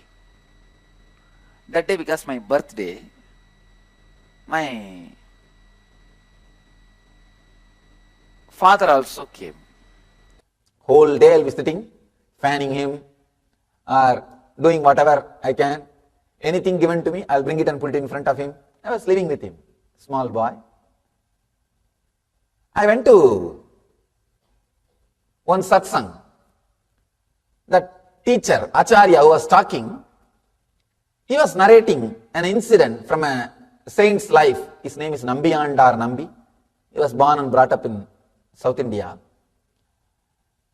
Great saint. His life story that master was describing. It's a very beautiful story. That his father used to worship one Ganesha in one Ganesha temple every day. One day the father fell sick. Then he asked the son, please you go on, do the worship. Then son goes with the food and all the worship articles. He does the sacred bath and does all the things and puts the food in front of Ganesha. And the son thinks really Ganesha will eat every day. He's doing first time. So he thinks Ganesha is supposed to eat. And he is sitting, waiting for Ganesha to eat. Half an hour, 1 hour, 2 hours, food is there. And this guy started worrying. What happened? Did I do anything wrong? You are not eating. And he started talking. Of course, no response. Then he started telling, if you don't eat, if I go back, my father may fire me. He may shout at me. Please do something. If I have done some mistakes, forgive me. Please eat. Of course, Ganesha is very silent. If they start eating, who will put the food in front of them? Anyhow, he was silent. Then he became very serious. The Nambiyandar Nambi, the saint, he became very serious. He said, no, you have to eat. Please eat. Otherwise, you can see, some very difficult time, suddenly you decide, I'll be very straight and honest and dharmic. I'll not bend. You know, if you little adjust, tell one lie, or alter the word, you can escape from the situation. It can be eased. But suddenly sometime you feel, no, I am going to be very straight. Come whatever may. Those few moments, you are possessed by Shraddha, the truth. Shraddha Vivecha, a very powerful word. Possessed by Shraddha, truth, trust. That Shraddha Vivecha happened to this Nambiyandar Nambi. Suddenly, he felt Ganesha has to eat. He has to eat. He starts weeping. He says, till you eat, I am not going to leave this place. 5-6 hours over, but Food is there, Ganesha is sitting. Then he goes to the extreme. Suicidal threat. He says, I'll hit my head in the steps and die if you don't eat. And starts hitting his head. He just knows that Ganesha is going to eat. He started hitting his head. And the story says, suddenly Ganesha appeared and ate the food and blessed him. When that saint, that small boy, he goes back to his father. Father asks, what happened? Where is the food? He said, Ganesha ate. Father could not believe. Ganesha, you eat. He said, no, Ganesha ate. If you want, come. I'll show you. Then he takes the father. There, the father is the mouth of Ganesha, the food, the remains. The story says, father fell at the feet of the son, said, all these years, I was only doing it as a ritual. You made it as reality. You made it as truth. When I heard that story, I was shocked. Suddenly, I felt, then why is this, my Ganesha is not eating? I am being cheated. I ran to the house back. My family used to live just near the temple. I ran to the house back from the temple because I was listening to the story from the temple. Ran to the house back and cut hold of my Ganesha and told him, you have to eat. I tried all my storytelling, everything to Ganesha. He did not budge. He did not eat. Next day I was sitting and thinking, what to do? This guy is not eating. By now I developed the idea is now my Ganesha is adamant. So I was brought up in a large giant family where more than 20-25 kids have grown up together. It's almost like a small nursery. In the house, if somebody doesn't eat, my grandmother will threaten them. I'll throw you in the well. Center of the house used to be a huge well. The house I was born and brought up is almost like 80,000 square feet. I'll show you guys. From this street to that street. And this side to that side. Single house that size. And still there are bits remain in the same way, same old way. The house is almost 300 years old. Center of the house there used to be a well. The grandmother will shout, if you don't eat, I'll throw you in the well. That is the idea clicked with me. I told Ganesha, if you don't eat, I will throw you in the well. Habits. So I started threatening my Ganesha, if you don't eat, I'll put you in the well. So I took up that bucket in which they fetch the water and put the Ganesha and lowered him to the water level. From here I started shouting, hey, eat, otherwise I'll put you in the well. Suddenly I remembered, maybe now he has changed his mind, but I have not put the food inside.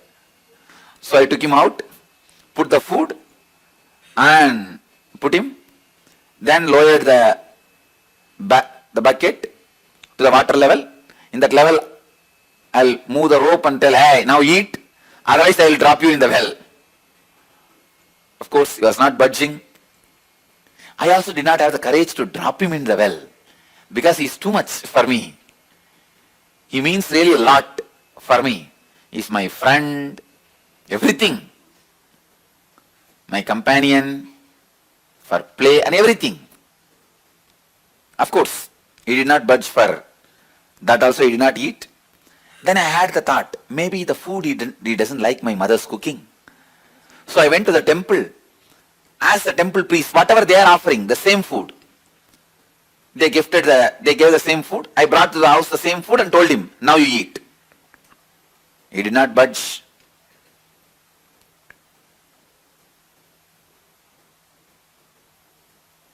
Suddenly, while I was arguing with my Ganesha, it clicked.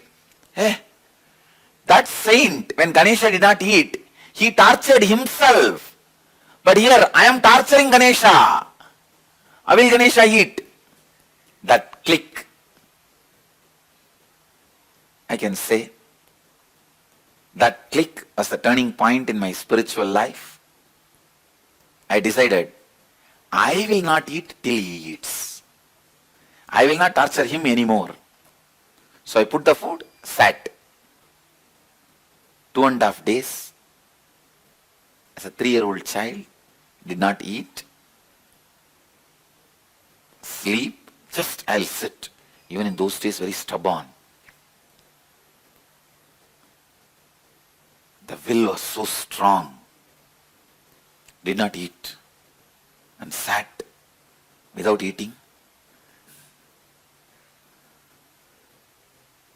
It was a very strong experience. I could see very clearly Ganesha appearing, and I fell into a kind of an altered state of consciousness. I could see very clearly Ganesha ate. When I opened my eyes, the plate was empty. Because I know the feeling I had at that moment was the devotion I had. It is like a experience strengthening the belief. Faith was transformed as trust. That feeling connection gave me the tremendous courage and confidence to begin my spiritual journey. I tell you, see, when I fed Ganesha, he ate the food is actual and factual. But more than he ate the food, the kind of strength he gave me, I had a breakthrough and direct access to Kailasa from that day. From that day, that space of Kailasa got connected with me. Whenever I remember isness of Mahaganapati, the existence of Mahaganapati, I know you exist, I bow down to you. Mahaganapati Paramburule, that's all. I just know, now the Kailasa is open to me. Then from there I will call Durga, come. Oh Shiva, come. All of them will open up. Actually, this is the secret I am revealing. This is the way I invoke all of them during the mandala process or any time, any puja, any prana pratishta. First, actually, Ganapati only opened the door of Kailasa to me through the Nityatva, means showing he exists. And I tell you, all of you also, pray to Ganapati. Very easily he will show this Nityatva to all of us. See, he is the Lord of Nityatva. All the kids. Today I am initiating you guys. Today you hear the Ganapati eating story. How Ganapati ate food when I gave. That is the experience, first time the Nityatva opened to me. Understand? Listen, now what I am talking, that this principle, the principle of Nityatva, where the matter becomes energy, energy becomes matter, matter and antimatter nullifies each other and becomes energy. All this happens Icha Matra, Sankalpa Matra, casual will is all required, nothing else is required, where this energy into matter, energy happens so casually, like the energy just becomes the planets, suns, moons, so casually, by Icha, by will. That space of Nityatva opened up to me when Ganapati ate the food I gave. Understand? Ganapati ate the food is actual and factual is one. He opened the Kailasa space, Nityatva, for me is the real blessing. Because after that, I got into the idea, did Ganapati really eat? Then I decided I will check. I took the food from home and went to 4 Ganapatis. In my home, there's my, you see, I'm from a family. So each person, when they get married, they are given a full Panchayatana, Shiva Panchayatana. The Shiva, main, and then Ganapati, one Subramanya, one Devi, one Vishnu, one small, the Navagraha Yantra. All these deities are given, one Nandi, given for worship, family worship. So my father, mother, their deity, I went to their Ganesha and fed, and that Ganapati also ate. My father's elder brother, I ran to his house. His Ganesha also ate. I ran to another tenant family who are also.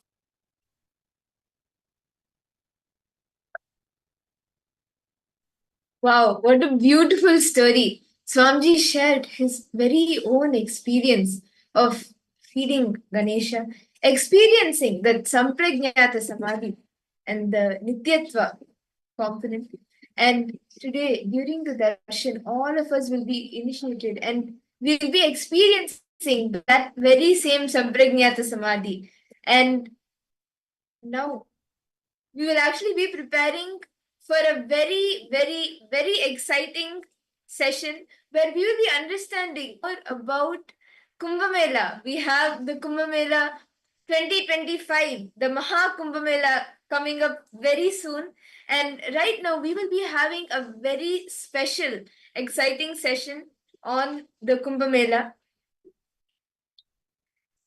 Can I request all the participants to take a few minutes, call all your near and dear ones. You can give them a call, invite them to join, as this session, the segment that we will be having right now, all the details of Kumbh Mela that we will be looking into are details of Kumbh Mela that you may not even have heard of, the largest gathering of Hinduism.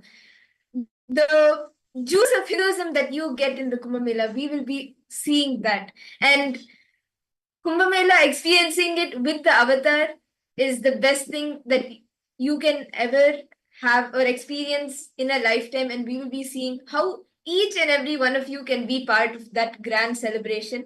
So I request all the participants to take a few moments and reach out to all your near and dear ones and invite them to join for this special session happening right now in just a few minutes. And understand this Kumbh Mela is considered as the Maha Kumbh Mela because this Kumbh Mela comes once in 12 years.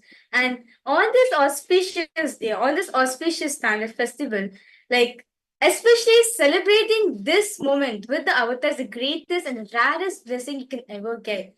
Like all the Kumbh Mela Swamiji has conducted, right? Like ever since Swamiji was declared as the Mahamandaleshwar. From then on till now, whether it's the Allahabad, or the Nasik or Ujjain. I would like to request all participants to post how many of you were there in the Ujjain Kumbh Mela? How many of you were there during the Ujjain Kumbh Mela or even the Nasik Kumbh Mela which Swamiji conducted? How many of you were part of it? You amount of celebration, the amount of preparation Swamiji did, my God, it's just amazing because this is the time where the superconscious energy is available for each and every one of us to experience. Like as even in the Puranas also, that because only where the four places where the nectar fell, right? Only in those places only the Kumbh Mela is held. So currently, according to astrological time, to a particular period in time only where this energy is available in the cosmos, where the superconscious energy is in its highest in its peak, that time only this Kumbh Mela period even happens. And experiencing this with can get married. So I request all participants and all the viewers who's watching us live right now, go ahead, share this exciting segment which all of us are going to be entering into understand Kumbh Mela. Why Kumbh Mela? And the two having celebrating Kumbh Mela, participating in Kumbh Mela with an avatar is a completely different level altogether. So I request all of you to please share out, reach out this to as many as people as you can to your nearest friends and families and to everyone. Give them, share this to them so that he can also become part of this grand happening. See, this is the one time in 12 years the Maha Kumbh Mela is happening and all of us have the opportunity to celebrate it with Swamiji, with the avatar. So I request all of you to please take a few minutes, reach out to everyone, and let us all now get prepared for this special segment, this special session.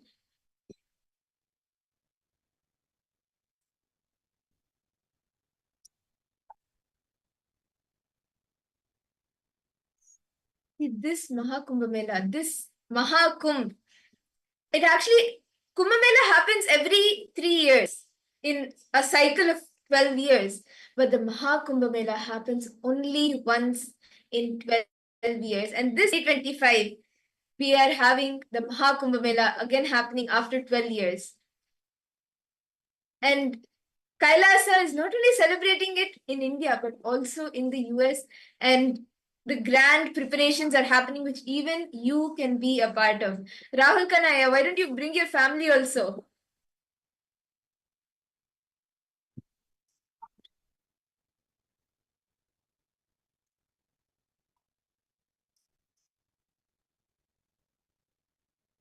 Ma Margarita, Ma Orietta.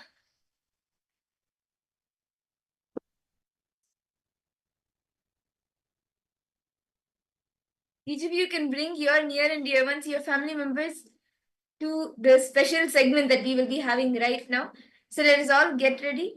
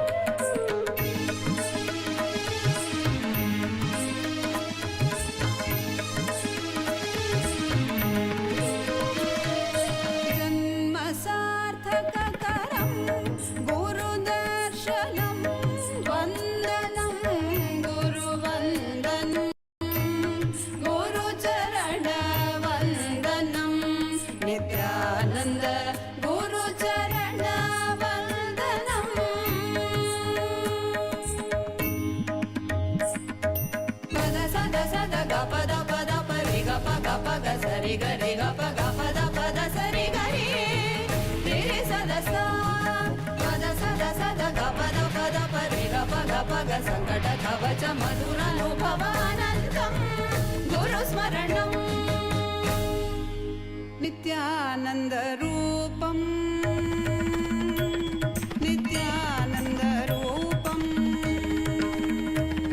नित्यानन्दरूपम् नित्यानन्दरूपम् नित्यानन्दरूपम् नित्यानन्दरूपम् नित्यानन्दरूपम् नित्यानन्दरूपम् नित्यानन्दरूपम् नित्यानन्दरूपम् नित्यानन्दरूपम् नित्यानन्दरूपम् वन्दनं गुरुवन्दनं गुरुचरणवन्दनं वन्दनं गुरुवन्दनं गुरुचरणवन्दनं Nityanand गुरुचरणवन्दनं वन्दनं गुरुवन्दनं गुरुचरणवन्दनं Nityanand गुरुचरणवन्दनम्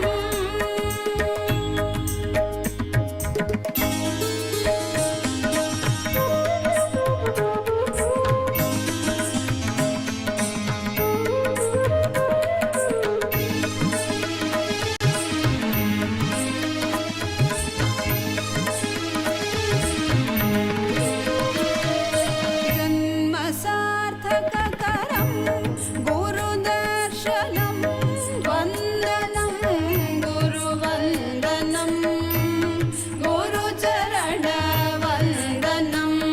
Nityanand गुरुचरणवन्दनं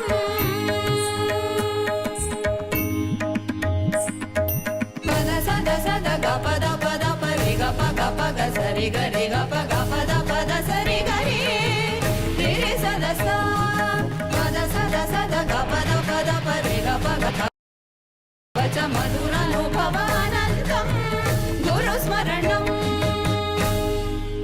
नित्यानन्दरूपम्